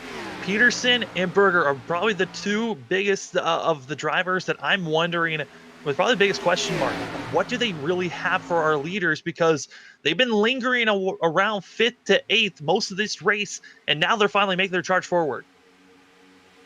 I'll tell you what, look at that number 2 car show up ever so slightly. Andrew Navarro is back, and he's going to get involved very shortly. He's got a lot of traffic to get by, currently in 8th place, as they're side by side in front of him, 3 rows deep, 4 rows deep. So it's going to be a lot of work for Navarro, but we know he's got the pace, he got the pole position, and now he's got to figure out how to make his charge forward. Navarro really just sends it down the inside there, trying to get some good position. We've got side-by-side battling for 1st, 2nd, 3rd, and 4th. That lap is led by Critchley, but he's on the outside. Kazi is on the inside, who has recovered greatly after a bit of a slow restart here on lap 116. He doesn't have the momentum, but he is getting the shorter line around the apex at the bottom. Huge props to Critchley right now. He's on the 6th lap, older tires than the rest of the field, and still holding strong up front. Was leading for a good margin there, but it's Kazi now going to lead that lap and looking solid to continue to pull away. Pretty incredible stuff we're seeing right here. All of these drivers able to run so closely together. Kazi slid up a little bit too much, had to catch the car there, and Critchley now comes back with momentum on the bottom. Grant Peterson in 3rd. He blocks off Jeremy Berger, who has to really get out of the throttle. He gets loose, almost causes a collision, but everybody is okay. Logan Hamilton, the race is coming to him indeed. Up to 4th now, and Andrew Navarro, he's running the outside like we're used to. Yeah, I mean, we're seeing Logan move up. I'm also looking at the driver in 9th place currently. That's Ryan Dingler. Oh, look boy. at that move. I'm sorry to cut you off, but Peterson just went all the way from the outside, and he snaked down to the inside, and he's going to get position number 2. Not clear yet, but he has some energy now in the tires of that car. Peterson, our 2-time winner this season, trying to make it number 3. And yeah, he is willing to make moves. He's been patient for the first half of this race, still has a faster pair if needed, and understanding, hey, I can get a little bit more aggressive here for the second half of this course. Unbelievable racing here and we're not even halfway through stage 3. You think strategy? Oh, Joseph, I think he's okay. No, yellow. Oh, there's drivers just going each way, to the left of him, to the right, avoiding all of that action. How in the world was there no yellow? Joseph almost went 45 degrees after getting door banged by that, but a Berger, and somehow is able to continue running back in 14th. But all that work that Joseph did during stage 1 to get back up front, it's out of here. Here's the replay of the 97 getting up into the 20. Yeah, Joseph right there. Not much you can do. Just a perfect save. And look at all the cars. Oh, a pass in the grass indeed. That's more of a pass in the grass than Dale Earnhardt's was, in terms of more like a block in the grass, if you want to say that. But that was some incredible driving right there from everybody involved. Maybe except for I think it was Berger who got into Joseph.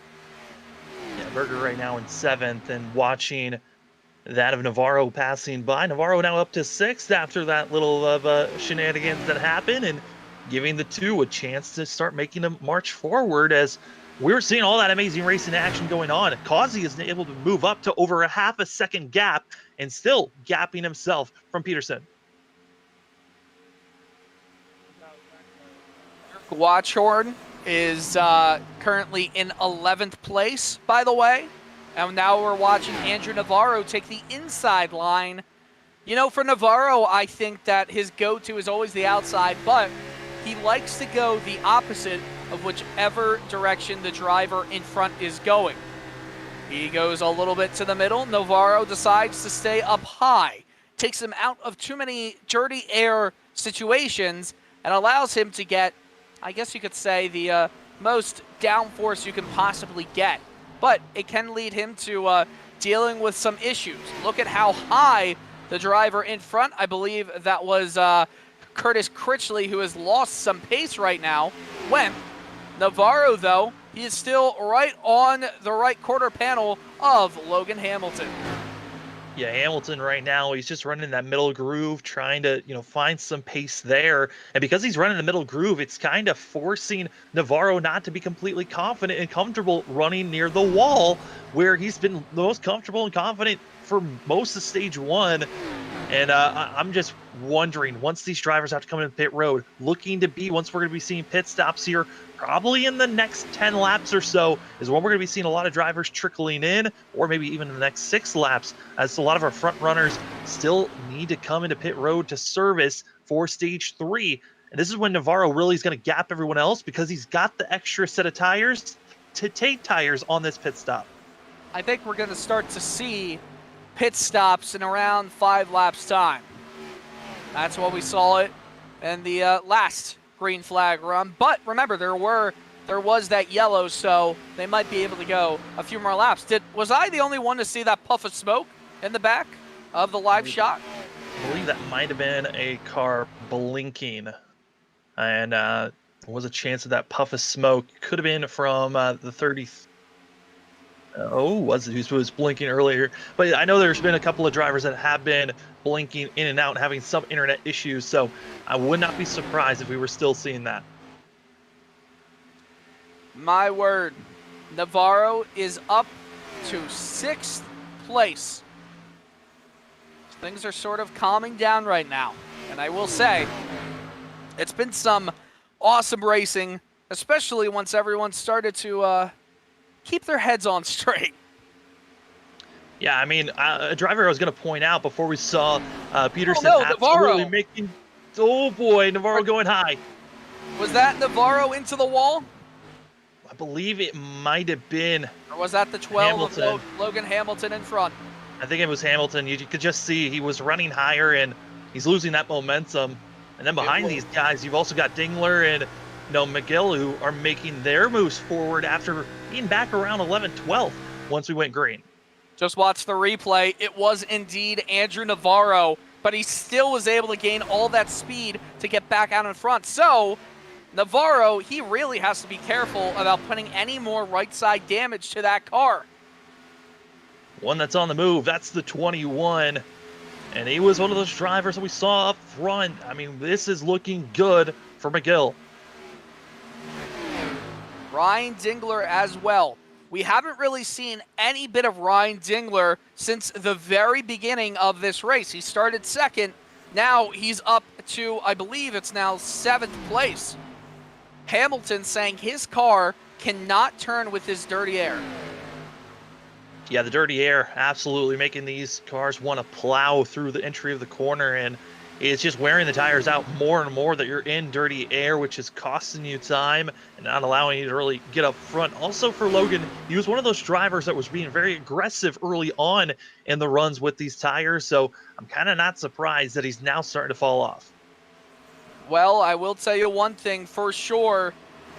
Pit stops are coming very soon, and that is happening right now. Andrew Navarro, the first taker. Yeah, Navarro has to be the first driver into pit road. This is a great call on his part because he's going to be taking tires, so he needs time if he's going to really gain up on everyone else from the time that he's going to lose from taking an extra set, because that's going to be an extra 6 seconds on pit road. All he has to hope, though, for is no caution. He does not want to be caught a lap down and have to just use the wave around, because then all that progress that he just utilized to get back up into the top 5, will almost go right out the window. The 91 coming down, looks like Joseph in the 20 as well, coming down into the pits. Yeah, well, this is now when we're going to be seeing a lot of drivers coming in, and like you said, the biggest thing for Navarro is he's hoping no caution comes out and this stage runs green. Watching in picture right now. Brett Fisher is going to be pitting this time as well. Joseph Causey, he's stretched his lead to almost 2 seconds. And now the pit cycling, it's really just a waiting game. More drivers coming down into the pits. We really can't tell who's going to gain, who's going to lose until everyone really comes out of that cycle. And we do hope that there's no wrench thrown by a yellow. And that's what we're waiting to see as yellow now waves. Oh, no. Oh, no. It's Joseph.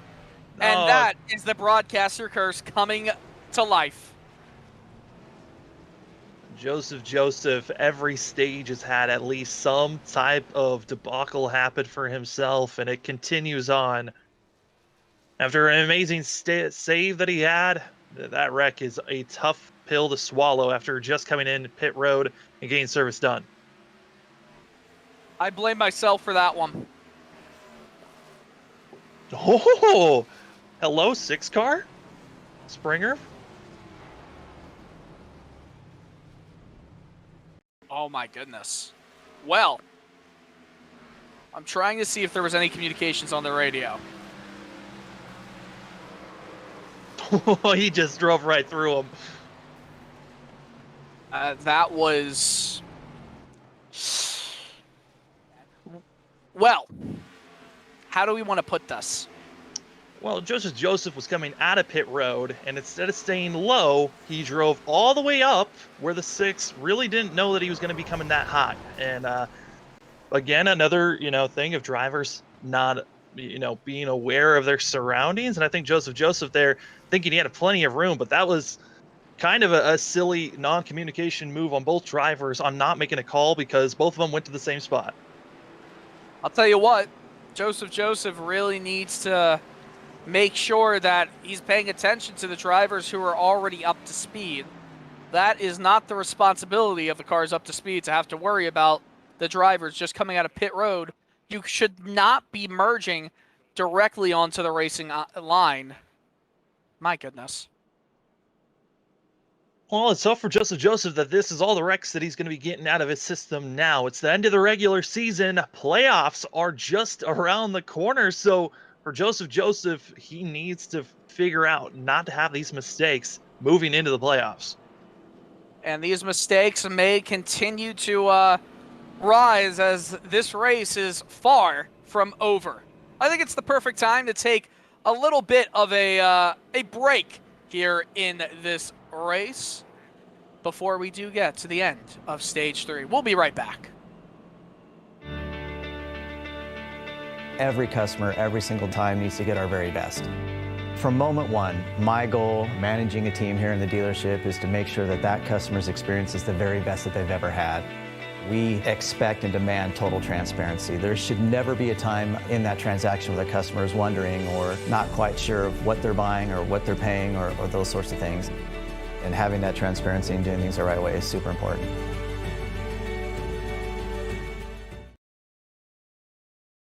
There are moments that surprise and delight the mind and the senses. Introducing Sound Art, the world's first truly customizable, concealed, flat panel art speaker system. A revolutionary combination of incredible sound delivered from your most meaningful pictures. When art and technology intersect, there is a seamless blend of creativity and function. Come alive in the streetlight, pulling at the stars in the moonlight. Every time I feel you close. With Sound Art, anyone can print their own artwork or pick from numerous licensed artwork that we have. The possibilities are limitless. Enjoy beautiful and amazing sound throughout your home. The entire surface of your artwork generates incredibly robust sound. Sound Art is elegantly hidden behind a high-grade, textured canvas wrap, bringing together the best of sound and art. This innovative design allows for a truly invisible, high-fidelity sound experience without bulky speakers. For licensors and other businesses, we are capable of producing thousands of units per day. We're using the highest quality materials to give you the best product available in the market. Everywhere you look, there's always art. What I like so much about Sound Art, that you could just pair it and play. Ansia, your art never sounded so good.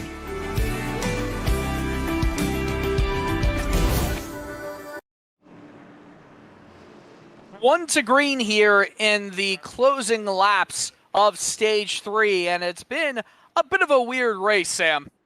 Oh, absolutely. Stage 1 came out to be an absolute caution fest of some sorts. Almost every 5 to 10 laps, there seemed to be a caution that would come out. We had a long stage 2 where we had a late caution that bloomed there. And here for stage 3, we went halfway, started happy in the middle of green flag pit stops, and then Joseph being absolutely just a careless move on both drivers on lack of communication.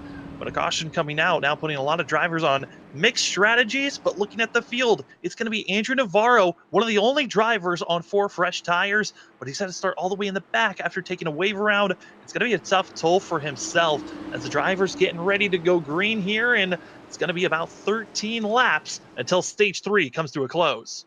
We are going to see some great speed from Andrew Navarro. Green flag, and Joseph Causey leads the way with a perfect jump to get a few car lengths in on Peterson and Critchley.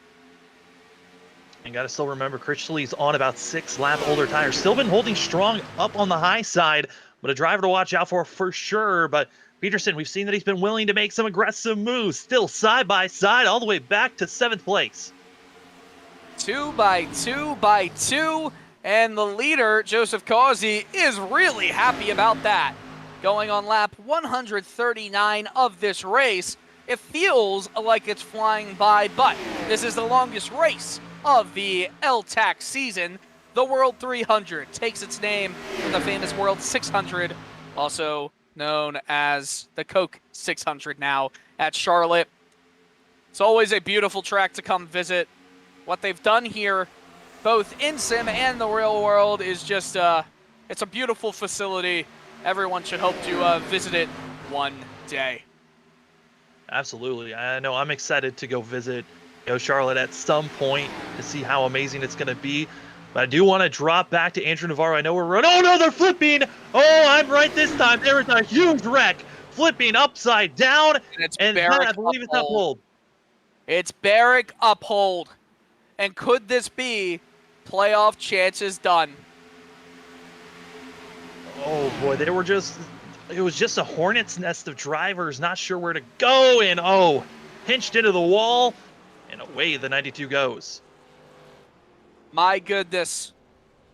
What else you see there, Sam? Because it just feels like that incident, I mean, it could be playoff chances over. Yeah, I mean, right now, we're going to be seeing, if you've got motion sickness, I'm sorry, as we're going flipping. Oh my goodness, the gyro cam doesn't know what to do with these flips. I don't know what to do either. Well, the question is, how long will this tow be, and does Uphold have another quick repair?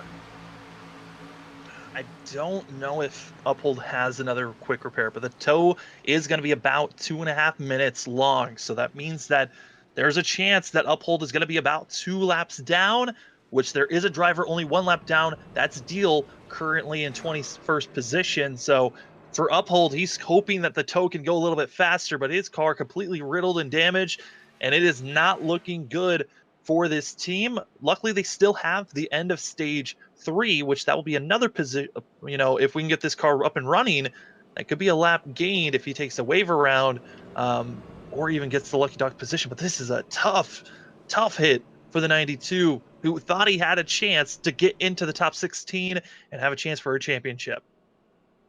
Well, not all things are over, because it depends how long it's going to take for the tow, because he's still in sim.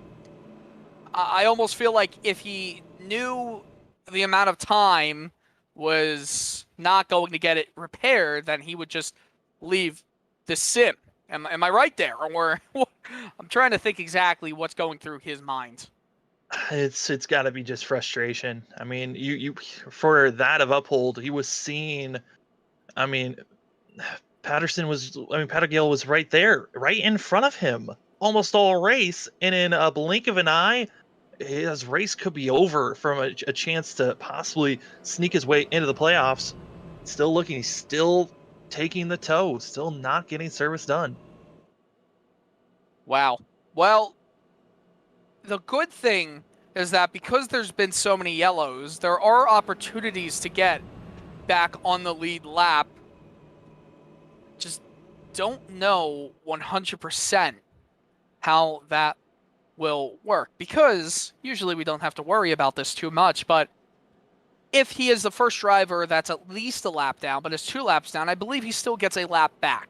So then he would be back on 1 lap down, but Brian Huntley Jr.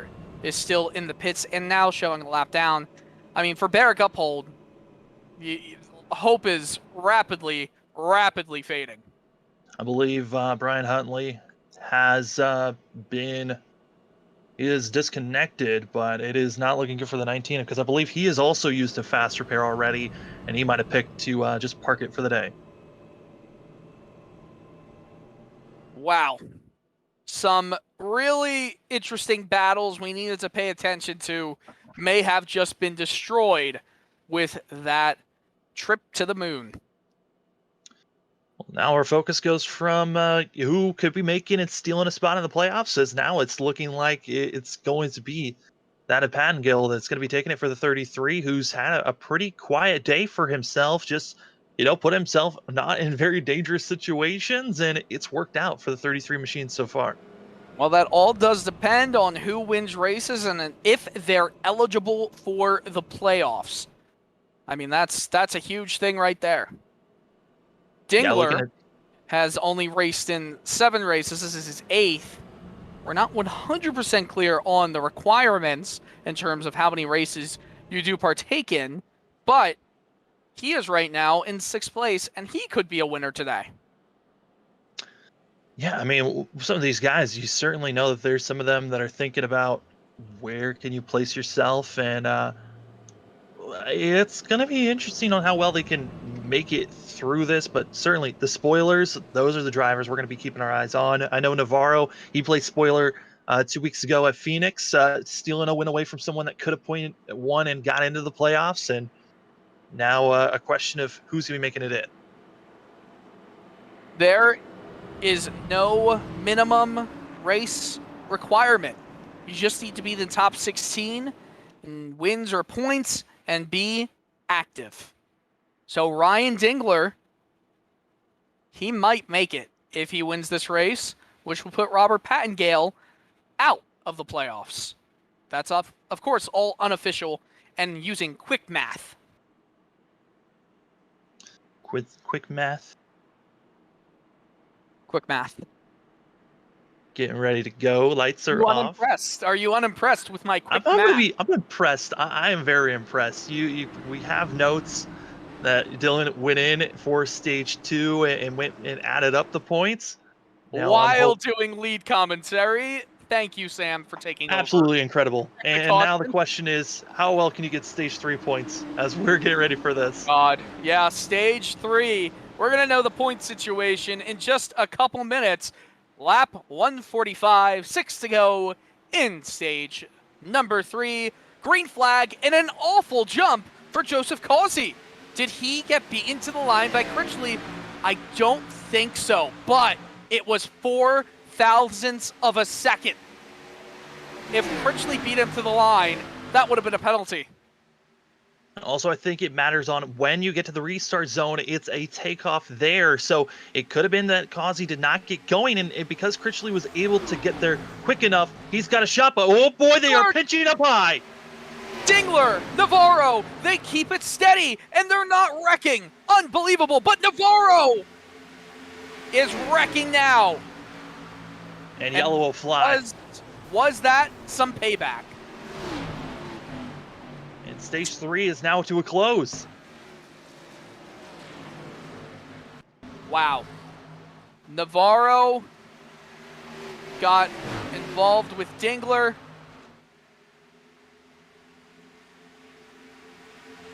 Huh. I'm not sure what to take from that one.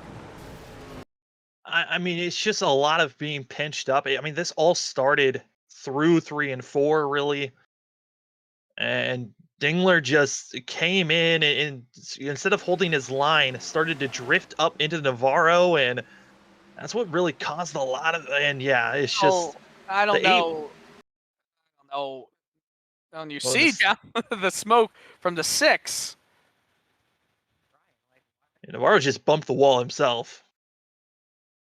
Navarro's been bumping the wall a lot. You know, I'd be willing to say this is a racing incident, but at the same time, it may be the result of potentially over-aggression on Navarro's point. I don't think he's used a fast repair, by the way. I don't think he did either. I believe he's been saving it for stage 4, and I think now is the best time for him to do it, as they're all piling into pit road. The question of who's going to take a chance to stay out for possibly a rest purpose call. If I am Robert Pattengale, I decide against going into the pits and picking up stage points and taking a risk there. This is interesting because this is the end of stage 3. We're going to see a very weird looking top 10 in this stage, where Emerson J. Arden might be the winner of this one. I do believe, though, that there's a lot of question marks of if this is the end of the stage. I know it based off of stage 2, the timing of the caution kind of made it where they were able to do a one-lap shootout, but we have gotten some information, but there's still deliberation on if the stage is over or not.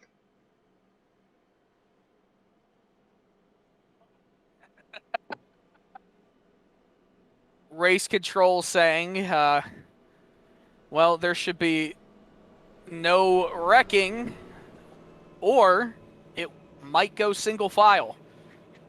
Putting the hammer down on the driver. Putting the hammer down. Follow. They say you must follow the instructions, but I thought the instructions were just there as a suggestion. Oh, I mean, isn't that what speed limits are? It's just suggestions? We do not condone speeding on any road unless you are at Charlotte Motor Speedway. And don't corner cut at Charlotte. Yeah, don't do that. Butcher Benjamin learned that the hard way last season. So my question is, are we going to go back to green flag racing potentially on lap 151?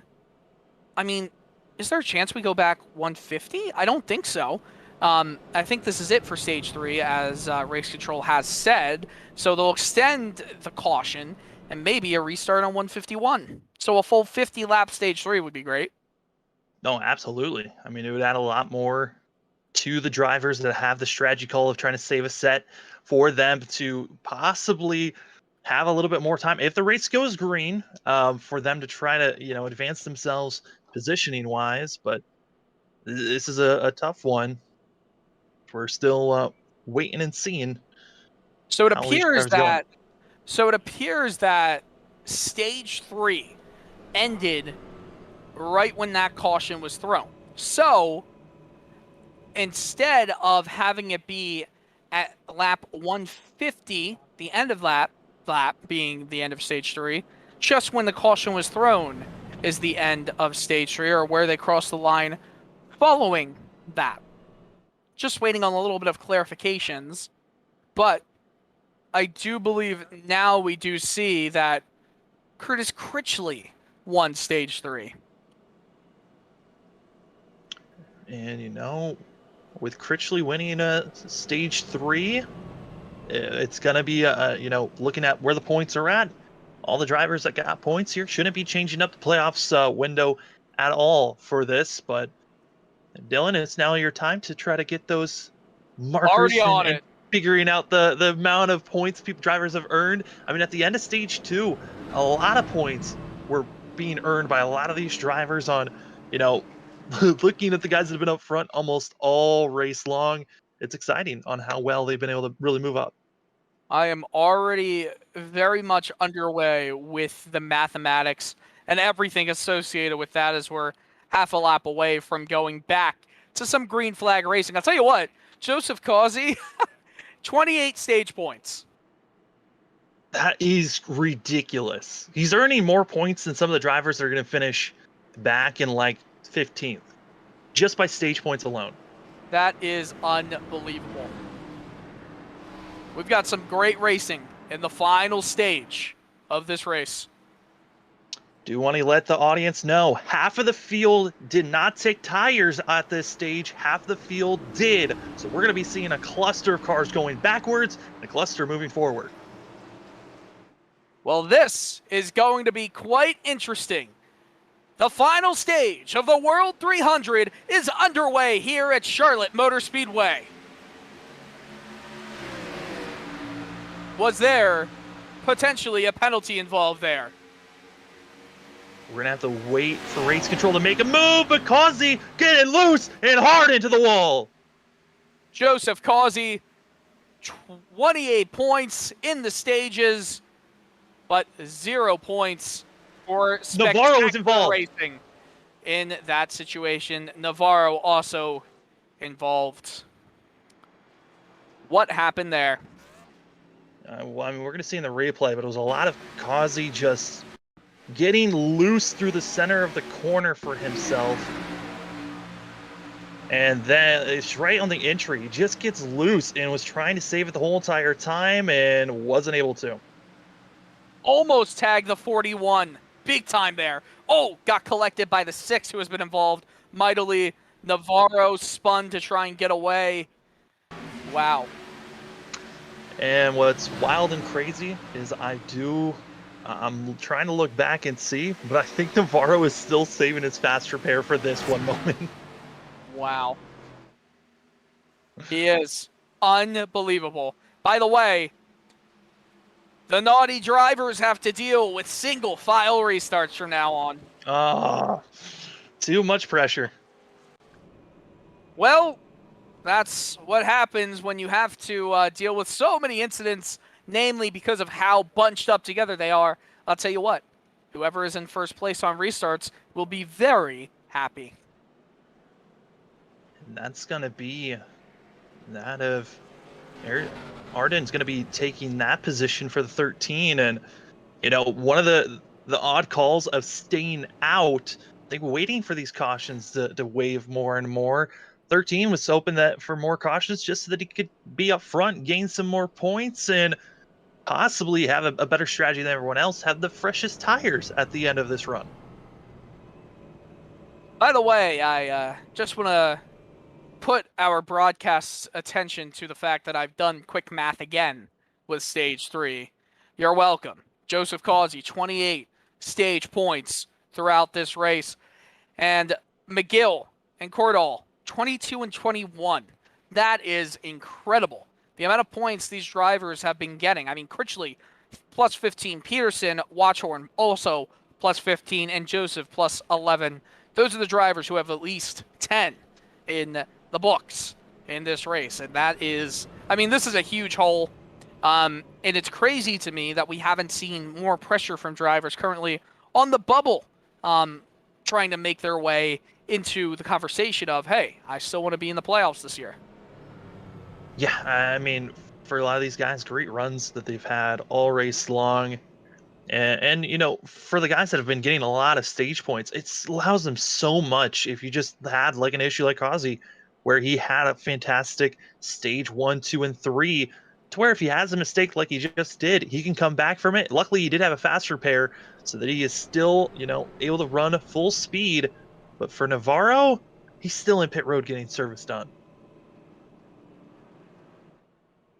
So I'm trying to look at the standings, and currently it will be Robert Pattengale, I believe, getting that final spot, unless there is an outside winner currently on the outside looking in. And one of those drivers on the outside looking in seems to be the current leader in this race. Oh boy, that changes things up. My biggest issue, though, is for Arden is that he's currently been out on this stint for 33 laps, so he's going to have to come into pit road shortly, probably in the next 10 to 15 laps. It's a gutsy call for staying out here, but I think for that of Arden, he's trying to stay out as long as he can until he's inside of the window to make it to the end with fresh rubber. Here's the thing. I believe Arden, this is his first race of the season. So that would not classify him as an active driver. Interesting. This is all very interesting. Noah Carmichael, maybe. This is his 9th race of the year out of this is being the 18th race of the season. I would consider that fairly active. I would also consider if a win happens for him, that would be a playoff clinching win. Huh.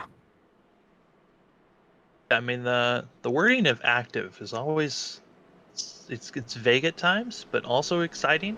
Oh, we're getting a little bit of IndyCar restarts here with the drivers going all the way up to the wall with the single file start. Well, the whole point is to try and make sure that no drivers can pass, which is only legal on the outside. Active, by the way, means a semi-regular racer. So Carmichael, I believe he would very easily get classified as a semi-regular racer.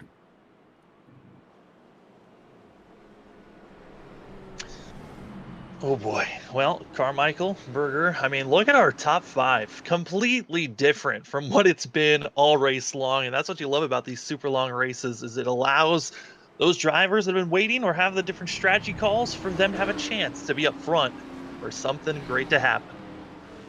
Could there be a miracle in the making at the World 300 for a driver like Noah Carmichael? Green flag, and there's a lot of contact between a bunch of drivers, all trying to get the best start. Carmichael got right away down to the inside of Emerson Arden, and he's going to attempt to take that position away.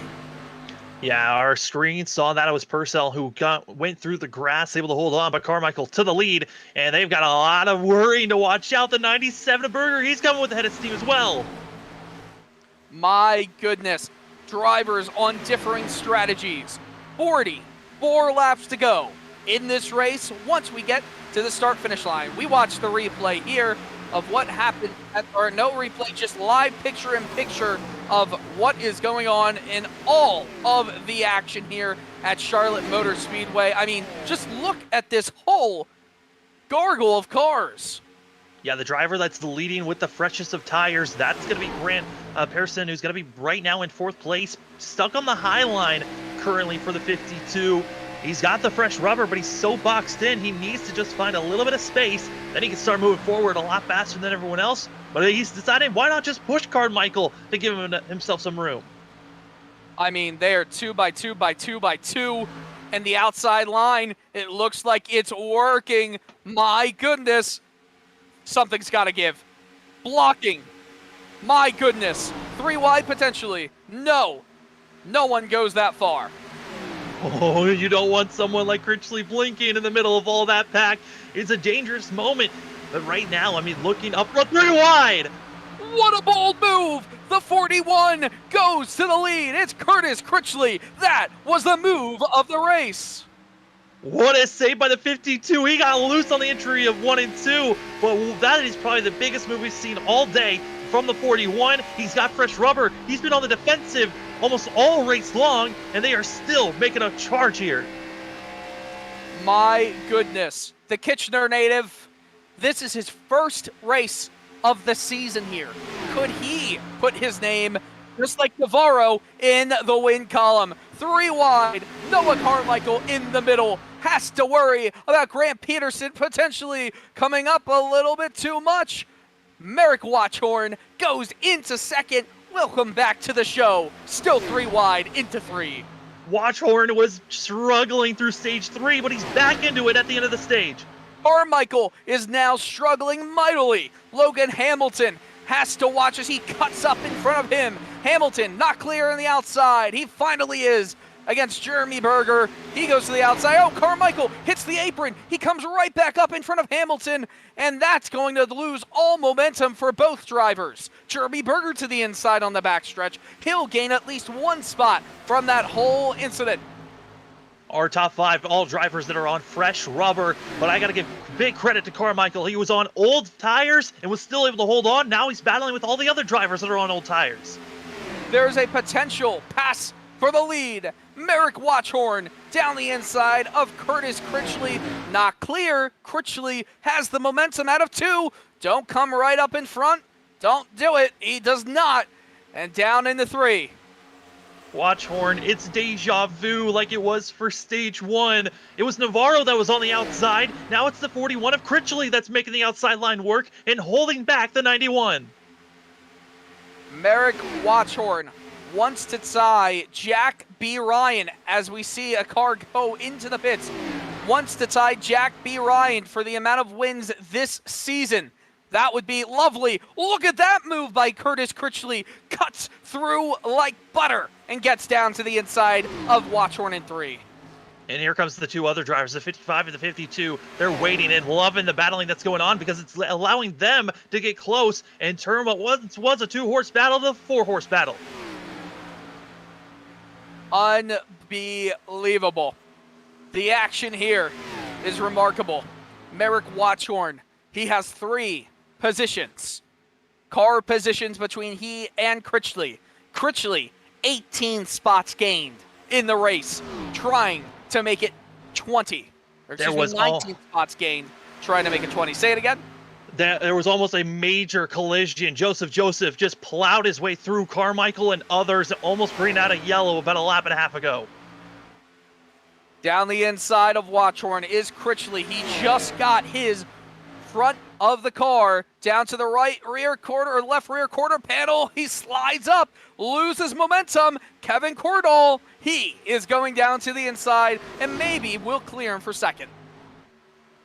Watchhorn, he's been up front. He's been in our top 5 for most of this race. It was Cordall as well as that of Peterson that have just been waiting for their chance to really make a move forward as they were lingering around 5th to 8th place for most of stage 1 and 2. Ever since stage 3 came around, the 55 and the 52, they have been up in the top 5 and showing that they've got the speed and the potential chance to win this race. This is also Cordall's first race. This World 300, unbelievable. Look in the back. Critchley way out of line. He's going to lose some speed, some time to Grant Peterson. The top 4 have broken away for the time being. McGill is going to be the one that's going to be back in 5th place, and just nowhere really for him to gain. About 1.2 seconds back. It's just between our top 4, and now just looking like between our top 2. Navarro out of the race, 13 laps down. Barrick Uphold his playoff hopes. Are they done? They might very well be. You come into the World 300. You hope.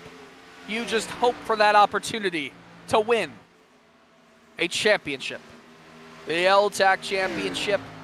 You'll have to be the best of 16 drivers, but unfortunately for some, it just doesn't happen in a race of attrition. Merrick Watchorn asks Kevin Franks where he's going to be. That's lap traffic. He says, I'll be up top. Yeah, that call up top was a little late for a lot of these drivers. They almost had collisions from our lap traffic and our leaders.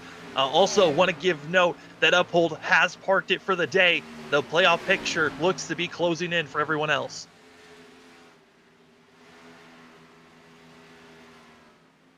And Yeah, so Noah Carmichael is heading down into pit lane. It's right at the window. He should be good to make it to the end from this point, and he was one of those drivers that try to save a set here for the later stages of this race, hoping it stays green. Again, all of the drivers currently have to make one more pit stop before this race is over. What are the chances that drivers have already used all 5 sets of tires in this race? It's really high. About, I would say our top 5 have already used up all their sets. It's everyone from 6th on back, probably back to, Joseph Causey. Those drivers, I'm wondering if they still have a set left. A lot of pit stops have happened. I've tried to keep up, but I'm looking at that of Berger, and I think Berger's probably the one that is the favorite, or Logan Hamilton that are the favorites right now. If they can pit and be close enough to our leaders to get enough fresh rubber, they could be able to run down our top 5. Jeremy Berger, he's locked in on points, but he has yet to have a win this season. How sweet would it be to have that momentum going into the playoffs? Yeah, I mean, currently when coming into this race, 6th in points for Berger. It was one of those races where you didn't know what he was going to have. He got shuffled back with a lot of the confusion of the drivers on older tires and newer tires when they went green. He's dropped back to 6th, but with the strategy call of having an extra set of tires, it really can change the factor of this whole entire race, because even if a late yellow comes out, he's still out there on track up in the top 6. If he's got the freshest rubber, high chance that we're going to be seeing the 97 with a good shot to win it. Pretty much the only situation that I can see right now with a win and you're in standpoint might be Ryan Dingler, currently back in 9th place. Yeah, Dingler, I mean, it has been one of the weirdest nights for the 8 machine. Qualified in 2nd place and just has not been showing the race pace all night long. Ryan Dingler, this was not the night that he wanted for himself, especially if he really was being an active driver and had a chance to win this thing. You thought maybe it was going to be between himself or Ryan Navarro. Both drivers not looking poised to win this thing. 27 laps to go, and the top 3 are neck and neck and neck. Oh boy, fastest cars that last time around. The 21 and the 88 in 5th and 6th position. The biggest problem for the 21, he's about 2.4 seconds back from the leaders, and that for Causey, he's about 3.5 seconds back. Expect pit stops very soon, however. Right now, it feels like we're just in a little bit of a holding pattern. Look down in the bottom left, the 43. Will he make a run and potentially get by the 57 there? This is just some unbelievable racing. This has just been one of those races where you look back and you're like, you know what? This was a classic.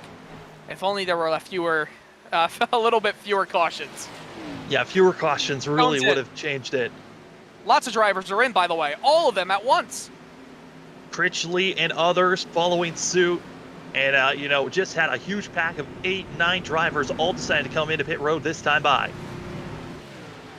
Do my eyes deceive me, or did Joseph Causey just drive through pretty much everybody just before that pit stop as well?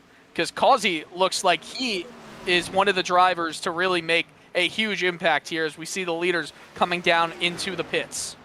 Yeah, I mean, Causey, he had to come in later than everyone else, so he's got about a lap and a half further he can go than what the rest of the field is. So the 88, when the pit cycle started, he was up to 6th place. Still a lot of ground to pick up, and I don't know if Causey has a set left. That's the biggest question for me. But we've already seen drivers come back onto coming back onto the track after pit road, having collisions. Hopefully they can be clean this time around. Dare I say it, but let's hope that there's no yellow coming in this pit cycle like there was last time. You had to say it. I know. I'm sorry. I'm sorry. Knocking on wood over here, hoping that we don't get a caution here. Well, I don't really have any wood or anything to knock on right now, so I'm taking your help. That's what we're going to use right now to hope. 23 laps to go. My goodness. Still 5 more drivers to come into pit road. And it looks like Flores is going to be coming in with the 23. Who else will decide to follow? Did we just see what happened on screen? Kevin Cordall, he just went down into the painted red advertisement to make a move and go 3 wide. That was gutsy. You know, sometimes you got to make those gutsy moves if you're going to be finding yourself up front, if you want a shot to win this thing. Only a few cars have yet to go down pit lane. Sean Deal, Frank Flores, Robert Pattengale, Stefan Purcell, and Joseph Causey are those drivers. If a yellow does come out, they will be very lucky.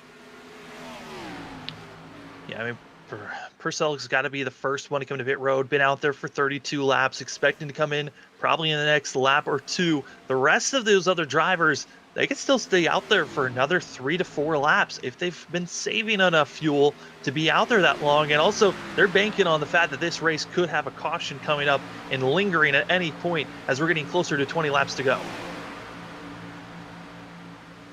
We are at 20 to go now. And with only 5 drivers on the lead lap, it's just a question of when, not if, they're going to be coming down into the pits. The question of if is if they have a fresh set of rubber, because that would make all the difference in the world. Look at the closing speed on Joseph Causey from these drivers. Merrick Watchhorn, Curtis Critchley. This is the battle for the lead, basically, in this race. And by the way, it's not a big deal anymore to stay out. They should come into the pits now because that gamble is not going to end up paying off because they're back on the lead lap.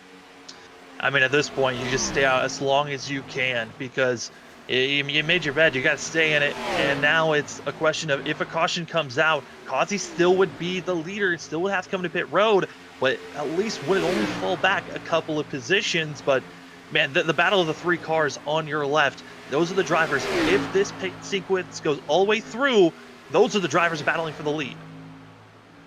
This has been a great fight. It doesn't matter who's been up front. It's just been an all-out brawl for the win for this race. And with 18 laps to go, we're going to see elbows coming out as much as they've come out in this race so far. More drivers calling in that they're coming into pit road. Still waiting for Causey, and Causey's now trapped in a very precarious spot because he's got to stay low and force everyone else to pass him on the outside because he cannot be forced to mid-pit his pit box or pit entry as he is now going to be passed 2-3 wide around him. This is a really dangerous situation right now. Joseph Causey, he might be the one driver that can get away with this, but he lets them all go by. He just does not have the speed right now. And because he is the leader of this race, but he is not the only... Oh, no, he just got tapped right there. That, Ryan Dingler, be careful there. That was almost just very wrong. I mean, you know, Dingler, he's trying his best to get by, will get by. I hear there's a wreck somewhere. Oh, they're flying through the grass. One jump. And yellow waves. Wow. The caution flag has been thrown by Race Control. Critchley. What happened to Critchley? Curtis Critchley, who was battling for potentially what could have been for the lead himself in the 52. Contact. And those are the two drivers that went flying through the grass. Just dangerous. Peterson lost it.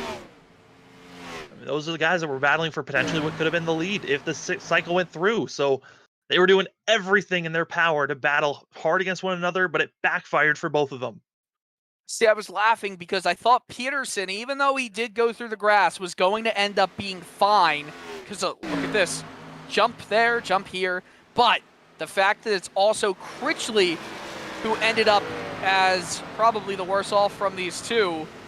I mean, this was a battle for position. That was the ultimate ass in the grass, if you want to say it that way, as we're starting to see some cars come down to the pits. This is where it all counts. If you have that fresh set of tires, put it on. I'm wondering, with Causey coming in at this time, where will he lie once he gets out of pit road? Because looking at the drivers that were unlapped themselves, Causey would have dropped himself back to 8th, and he does have rubber. This is going to be intense. And I will apologize to my apartment neighbors as well later on. Because this is going to be a loud grandstand finish. Oh, man, what a way to finish off the regular season. I mean, the World 300 has not disappointed at all. We've had calamity, cars flipping, going up to the moon, missed calls on our part, but overall, great racing. Hey, listen, missed calls, you can never be perfect.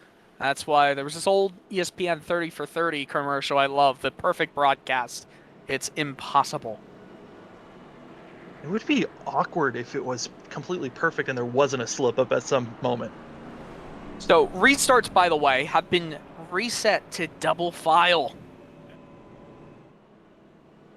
Well, this is what you call spicing it up at the end. I'm now going to go look into the rule book and see how many green-white checkers they have, because that might be an interesting thing for us to have if we're going double file again. Well, there are 3 green-white checkers that are allowed by the rule book. One was used last year in this very race before what was going to be at the time the closest finish in, I believe, L-TAC history, 0.005 of a second, but taken away due to the penalty for passing in the infield. My goodness. A great green flag run, so race control is gifting double file restarts back to the field. You guys did great. You ran some green flag laps. Here's your treat, double file chaos.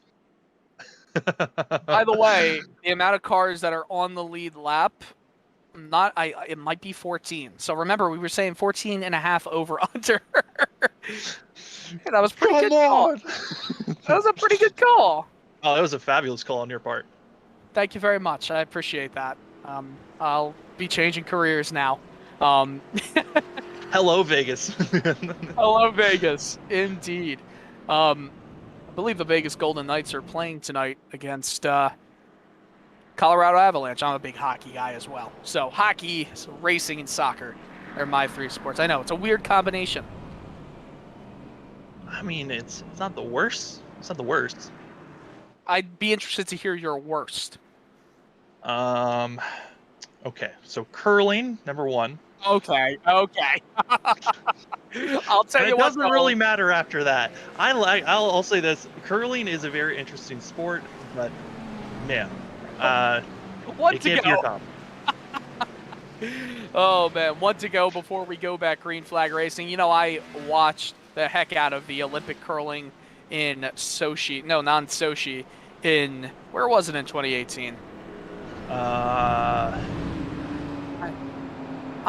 I don't 100% remember, but nonetheless, this is going to be a grandstand finish. Oh, we're going to be going green with 11 to go. Oh, boy. That's still plenty of time. If we have a quick caution, we still have time for racing in regulation. But if we have 2 quick cautions, then green-white checkers are looking primed and ready. 11 laps to go once we are back racing. Double file here in the season finale. The World 300 in L-TAC. It's round 24. The lights are completely on. Daylight is gone. These drivers have been racing this entire race, worrying about attrition, worrying about all the incidents. But now, it's just pedal down. We're back underway here. Green flag is back out, and Merrick Watchhorn has a fantastic jump. Watchhorn needs to get a big launch. He needs to just gap himself from Causey. Causey, the first car with 4 fresh tires, and it's going to be a major upgrade for the 88, but he's got to be careful. The last time he had fresh rubber, he found himself spinning, but he makes it through 1 and 2. Makes it through 1 and 2. Look at Jeremy Berger splitting his way down to the inside. He gets up into 4th place, but he is side by side with Logan Hamilton on the outside of him. The top 3 are in order, in line, but Hamilton trying to make the outside work. Will he gain momentum around 2? All the drivers in our top 6, all on equal footing. They all got the same 4 fresh tires from 14 laps ago. The driver with the freshest, that's Causey with the big U, and he is not gaining much time. He's losing ground as they're coming up to 9 laps to go. No, he's driving fast right now. It looks like he's pulling up to the other Joseph. This time, it's Joseph squared. He gets to the outside with a huge run on him. It looks like Jeremy Berger is going to hold up Ryan Dingler, who almost gets all the way up high, almost takes Causey out. That is the biggest really object that right there Causey needed to get by. Dingler has been struggling to hold a line, and now it's how to get by the other 2 drivers in front of him, the 3 drivers. It is a lot of nerve-wracking moments, but he might run out of time. He's got to get by all the drivers in front of him before the end of this race, and those laps are ticking away quickly. 8 laps to go, as right now Causey just over 1 second back. Joseph Causey using these drivers as picks right as Grant Peterson disappears and reappears. Now Causey is up into 4th, but he has over a second between he, Merrick Watchhorn, and Kevin Cordall.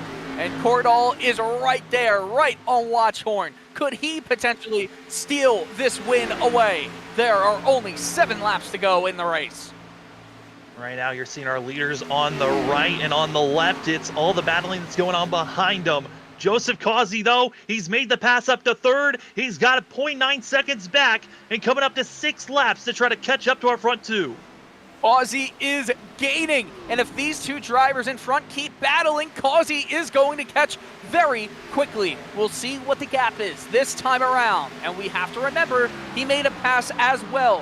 What did he gain this lap? He gained a 10th, and that was while making a move. He's going to continue gaining. He is so quick right now, keeping those tires. Will they pay off? Now it's Kevin Franks that we saw on the screen. He has been out of the race, and it looks like he could be done after making a pit stop for himself. But the battle up front, it's almost down. It's less than a half a second. He's going to be there when it's about 4 laps to go. The question is, how much will the blocking come into play? Causey will be there. He is almost there. We are now in green-white checker territory. Oh boy, I mean, you want to battle up front, but you both also got to recognize you got to defend the 88. He's got the fresher rubber, got to figure out how to work with one another, but also battle strong so you can get the win. That's coming off of turn number 4. Causey is there, and there's no looking back now. The 88, fastest car on track, and looks poised to get this thing done. But you can get there. You need to get the move done. Goes down to the inside. He has fresh tires, but does he have the momentum? It looks like he does.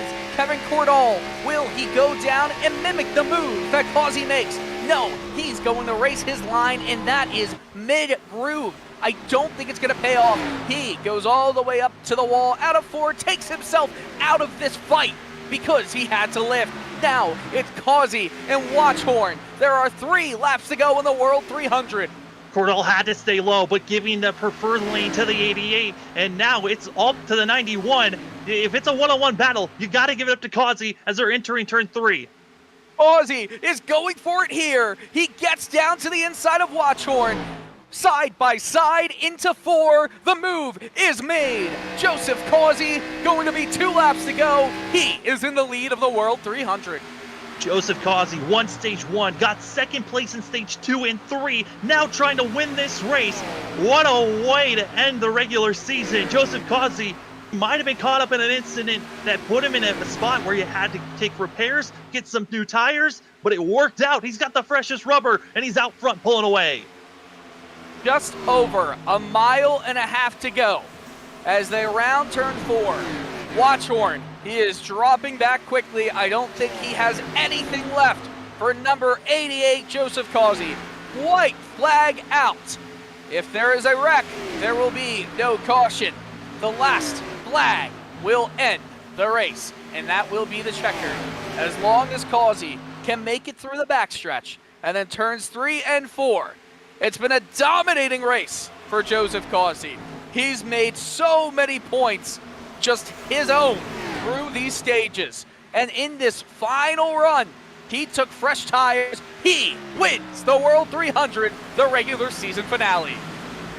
You just needed a lot of skill, a little bit of luck, and it all came together for Joseph Causey.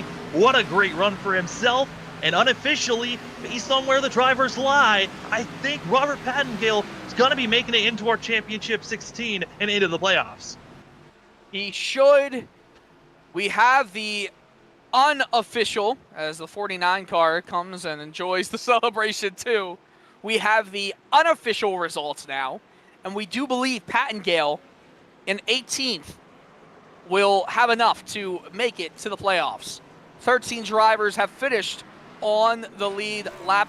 Stefan Purcell, he is the first driver a lap down, and this University of Miami paint scheme, well, it's a beauty and deserves these burnouts.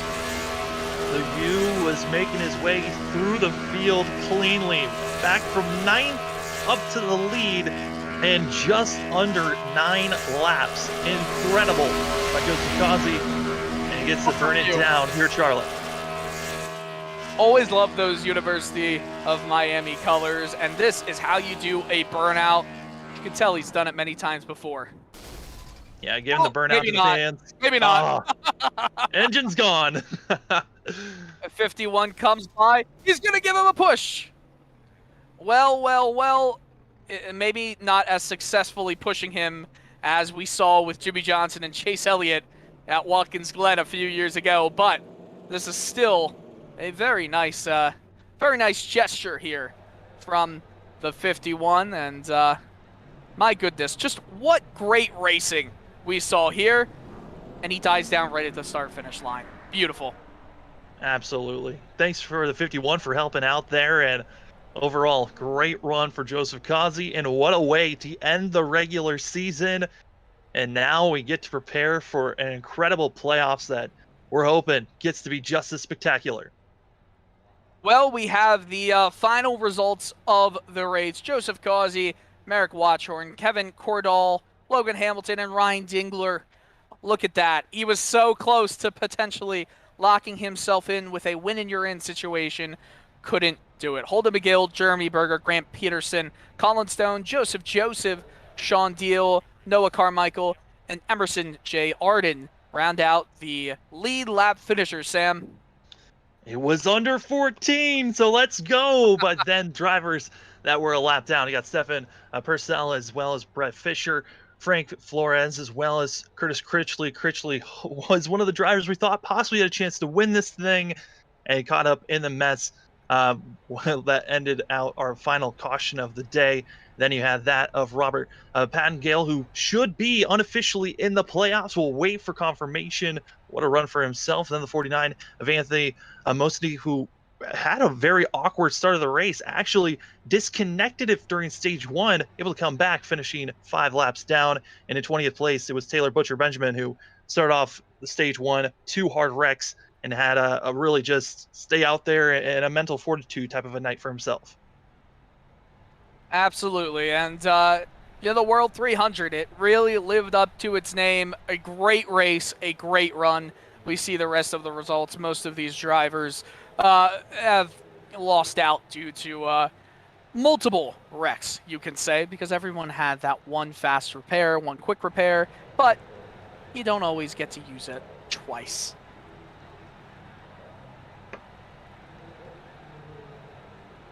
Well, it looks like we have ourselves drivers here for some interviews. But Dylan, doing interviews, doing commercials. What are we doing here?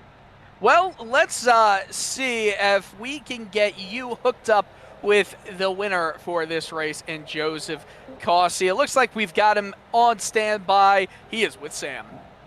Joseph, what a run for yourself. Won stage 1, finished second for stage 2 and stage 3, then came out clutch there at the end. How were those final 11 laps for yourself? Man, if that caution never came out, I would have never caught them. I got them new tires, and it was on from there. Yeah, I mean, we saw new tires really was the factor that got you up front, but you had to cut your way through a lot of traffic there. How was it trying to be patient enough to get by those drivers, but at the same time, aggressive enough to make sure you weren't caught up in their mess? I think I was pretty good long run wise. Yeah, it seemed like to me. I was trying to get used to I just got new pedals. So it was trying to get used to these new pedals and trying to learn while I'm racing. So I thought I was pretty decent on the long run though. Well, new pedals certainly gave you a run for yourself to run great here tonight, and it might continue on with some great runs moving forward. You know, with the regular season over, I know that you're not in the playoffs, but how are you feeling for the rest of the season?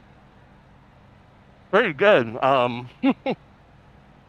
Freaking, like I said, if that caution never came out, because when that caution came out, man, I was almost out of fuel. I was like 0.8. And when they said someone's wrecking, I was like, oh, I gotta stay out. So, for the rest of the season, hopefully, you know, I think we're headed to Watkins Glen, aren't we, next week? Yeah, Watkins Glen is the start of the playoffs, and that is going to be a crazy 45 lapper.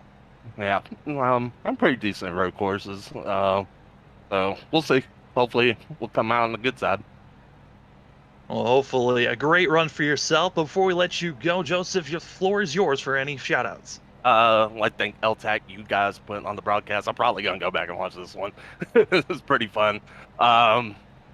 Freaking my buddy Emerson, he helped me get in here, and my guys at Performance and Sport, they probably don't know I'm even running this. I'm just on a whim. I found this league, and I was like, hey, I want to run this league. So. Well, it was a great run here tonight. It was a long one, but you did everything in your power. Need a little bit of luck, and you certainly got it done here tonight. Congratulations there, Kazi. And thank you, sir.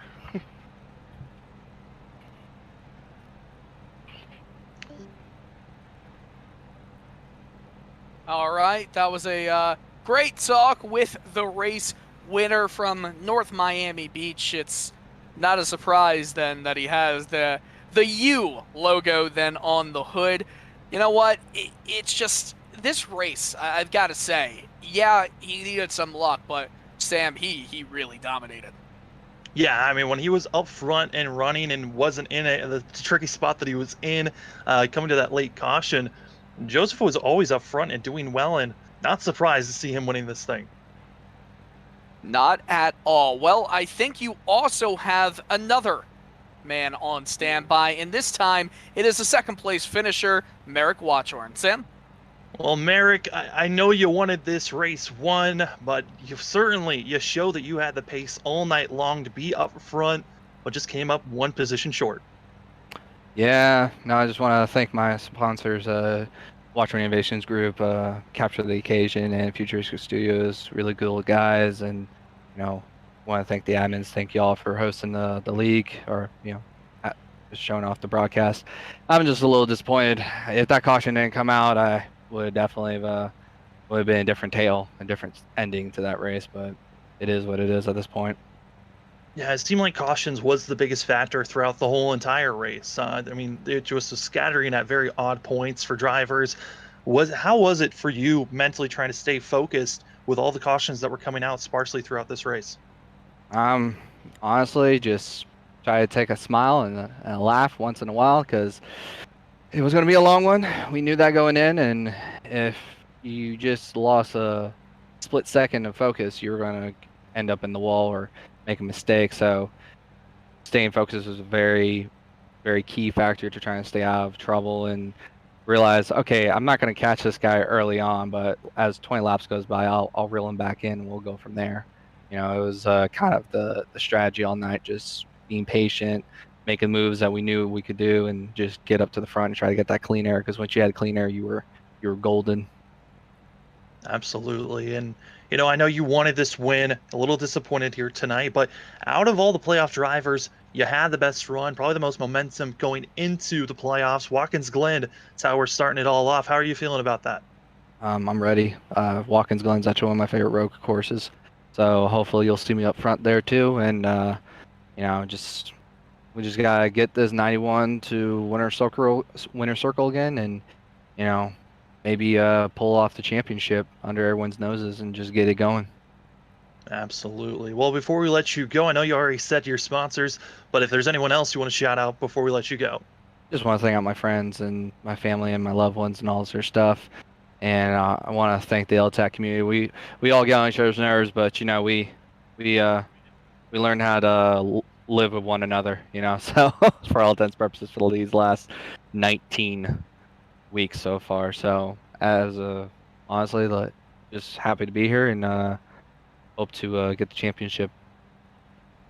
Yeah, hopefully we'll be talking to you next week there, Merrick. But again, great finish for yourself. But hopefully we'll talk to you next week. Yeah, guys, thanks. Well, Merrick, it was an extremely, I guess you could say, disappointed Merrick this time because he did have that pace. It just came down to the strategy call and a little bit of a luck of the draw. You need those. If you have those fresh tires and with a 20-lap restart, you're going to have the speed to make it all up, Sam. Absolutely. And, you know, you could just hear it in his voice. Wanted this win so bad for Merrick.